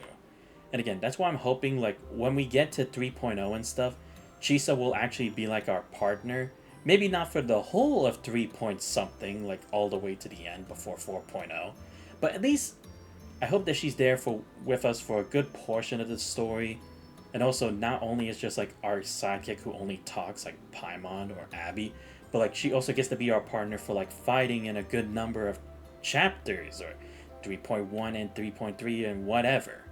Just because again, it's like she holds a lot of significance to that place as well, considering she wants to know about Star Torch Academy and all about the people who she left behind there and the mystery about her parents. I feel like it really would be an injustice to leave her out of it and just be like, oh no, Rover's just going to do that on his own, and then he'll report it to Chisa, and like only at one point will she actually be involved. So I feel like she should be like, considering how they make party members just based on the people currently in the story, I would hope that when they do that, Chisa's one of them, and she's gonna stick around. Because like I said, this ties into her a lot as well, not just only Rover. Whereas opposed to like everyone else at the time, it's like it involved like the specific politics of a certain area, or the groups that they were associated with, or how it affects them directly and their loved ones in Renacida and Septimon, which is plausible for that. But again, it's like to interconnect later on with like the greater meaning, like at the end with the whole resolution, they could have like done some characters a bit better, like Rocha, Brand, Yakona, and Phoebe. Even though they had like a lot more like screen time and stuff for like Zany, Carlotta, Augusta, and Cortetia and the others. So yeah, that's at least what I hope that they're planning later on. Again, like I said, I would hope that they make Chisa an integral character, like one of the main characters in this, and not just like a side character who's like cast off, or she's only gonna do her own investigation while Rover does his own with only what he's doing is the main stuff, because Chisa's also important to this now. She's a member of the Black Shores. She's gonna be going with us to La Haroi, and she's gonna be searching for her mother, who somehow has a connection to Star Torch. So again, that's what I hope they do, because I'd be very disappointed if they don't, when it's like it really is gonna count. Because like it's the same thing when it comes to like the Grey Ravens. They bring them out when it's like it involves like other members of them, or like when the commandant's really in danger and they need to step up.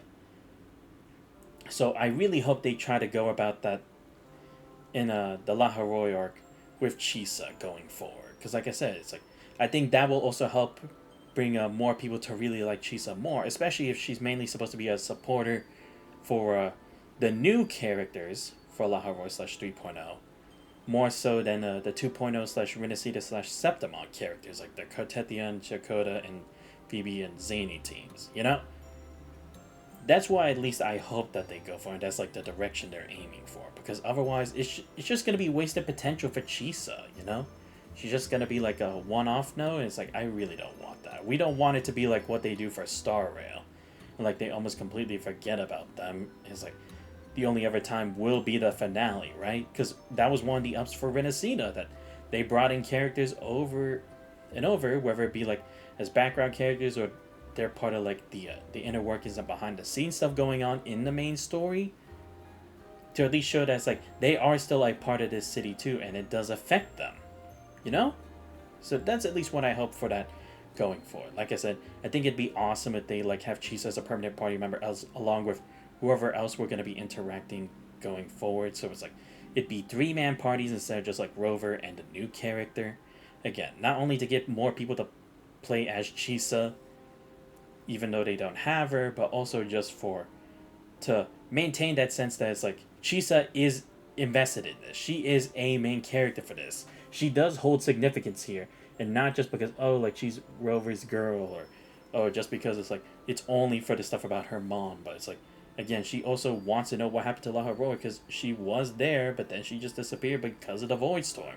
She has a lot to want to learn about the truth as to how she ended up getting sent to Honami. How did the Void Storm even really do that? And why would someone even want to control it, considering what it did to her? And was separated her for 20 years, But anyway, with that out of the way now, let's go ahead and do some of the tactical hologram stuff before I end the stream for tonight. Because like I said, I will be doing Trails in the Sky first chapter later tonight. We definitely are doing that. But I just want to get at least a bit more action in, because there wasn't really as much. Because that was the other thing. It's like, I feel like we could at least add a bit more. Or not like of a boss fight like with phases. Because again, Honami is just this part. And like it's just going to be used as like a reference point for later. But still. This enemy has higher electro res and have... Oh, okay. Shit. Okay, I'm gonna still just keep this team. Fuck it.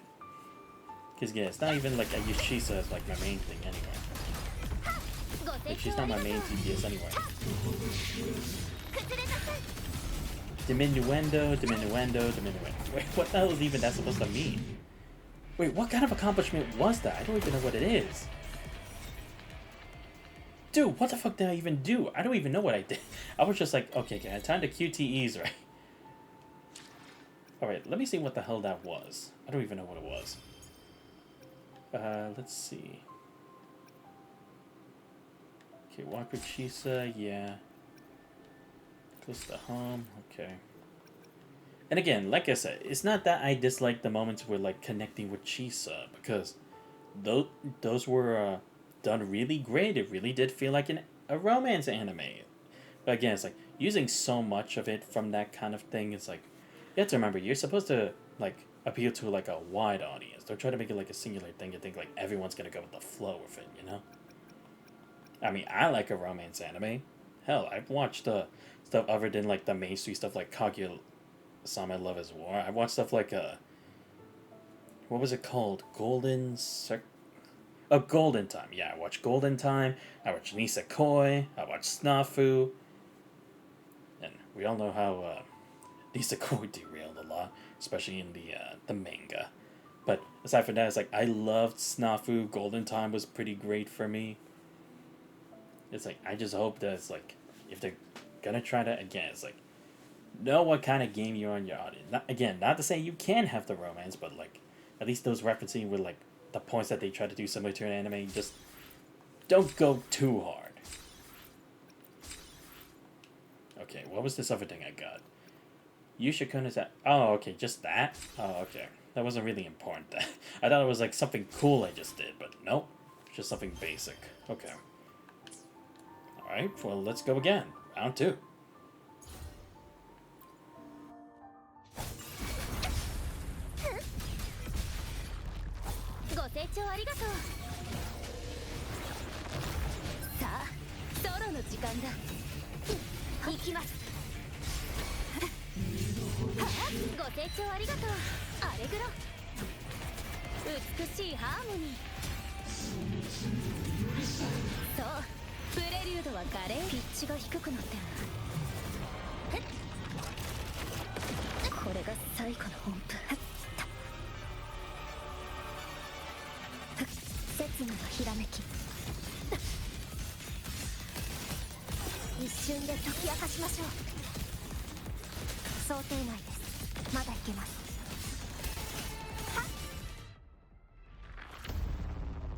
Yeah, I will admit, I definitely could have done better there. I won't lie. That was definitely one of my worst attempts. Damn, it even actually took like a fucking minute. Alright, give me a second. I'm just gonna go heal real quick before we start this off again. Alright, we're good. Let's go back. Want to see if I can at least get to level 4. Maybe not, but I'm gonna do my best. Or I mean level 5, I mean. Oh shit.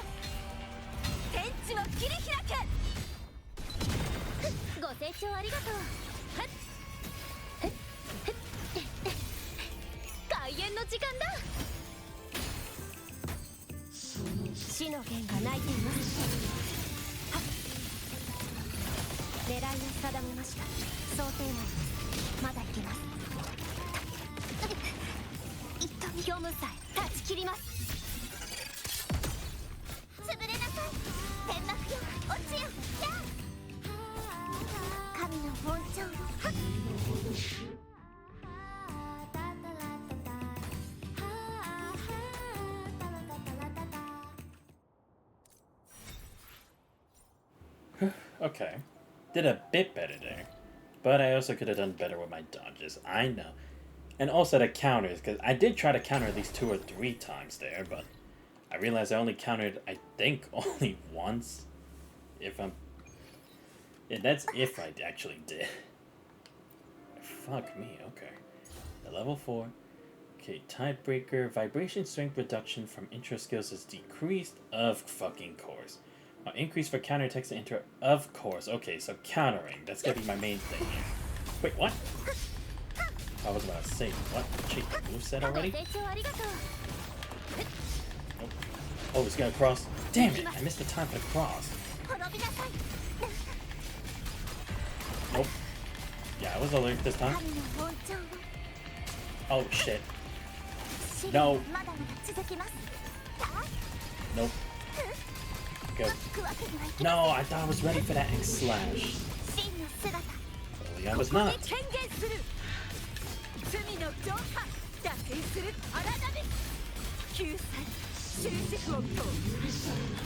共に戦おう。潮風よ吹き荒れろ。ご清聴ありがとう。悲劇は美しさをはらむ。メロディーが God damn it! I'm never gonna get the timing for that right. Like, I have to, but... There we go. Nope. Oh my god. Here we go. Do this quickly. Yeah, just to get that invincibility frame. There we go. Oh. Okay. I was lucky I could avoid that. Minute 15, okay, yeah. That could have gone better. I was hoping to at least just get a minute. Let's see if I can actually do a difficulty level 5. I would like to get that. Because I still haven't done that at all for, like, any of them. Which reminds me, I had to keep enhancing my every character, but it's like, I keep always focusing on the new character. I never focus on, like, the main teams that's, like, they could get slightly better stats. But then again, it's not like this is the only game I play, and so I'm never actually able to do that. Okay, what happens here? Death Stance. 3 minutes after the battle begins, Resonator's attack is increased by 10%. 50 seconds up to 100. The damage taken by Resonators will also increase by 10% every 10 seconds. With no second. Oh, you've got to be fucking kidding me. So he could practically one-shot me at some point? Great. Resonators, the team lose 10% of their max HP every 2 seconds. Total HP reach. Oh, come on! Great, okay, fine.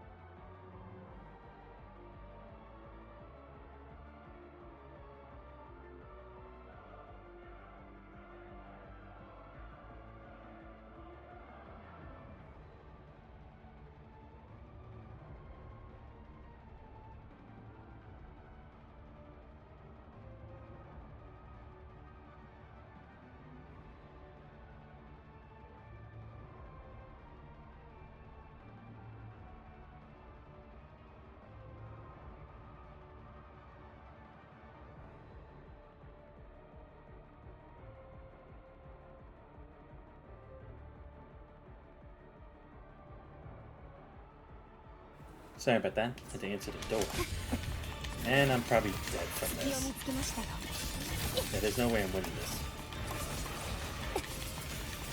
Yeah. Oh my god. Nope. Oh damn. Yeah, I failed that. I knew I did. Alright. I'm gonna give it one more go. Because dinner just got here, so I want to have it warm, so I'm gonna give it one last shot. If not, it's fine. Oh, nice, I actually done. Don't. Thank you. Jeez. Oh. Nope. There we go. I'll do this. Come on. Nope. Nope. No! Are you fucking serious? Okay, I did that to myself. Now, you know what? I'll just take the damage. I already lost. Without Cartetia, I'm practically doomed. Come on. Yeah. I deserved it. I deserved it. I definitely could have done better there. I definitely could have done better. Okay, this is the real last shot.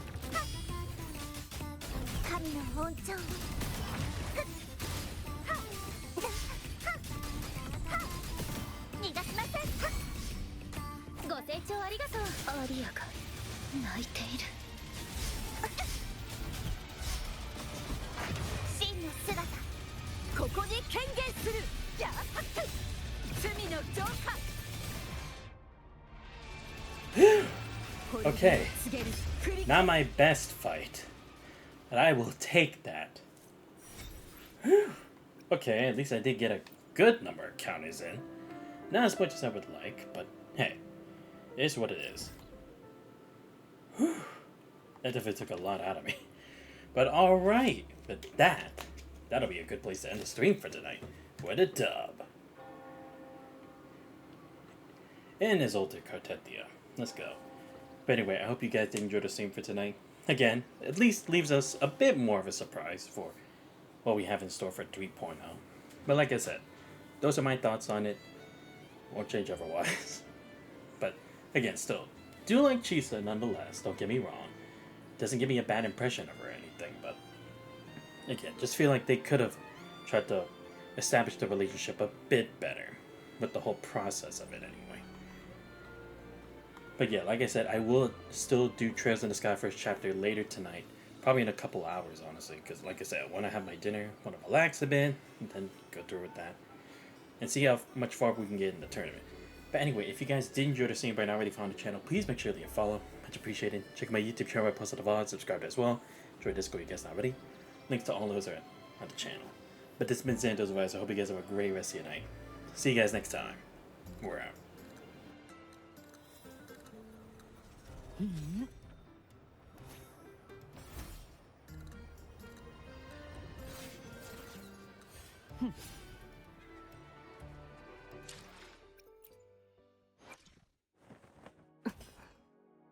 刃を戻しましょうか。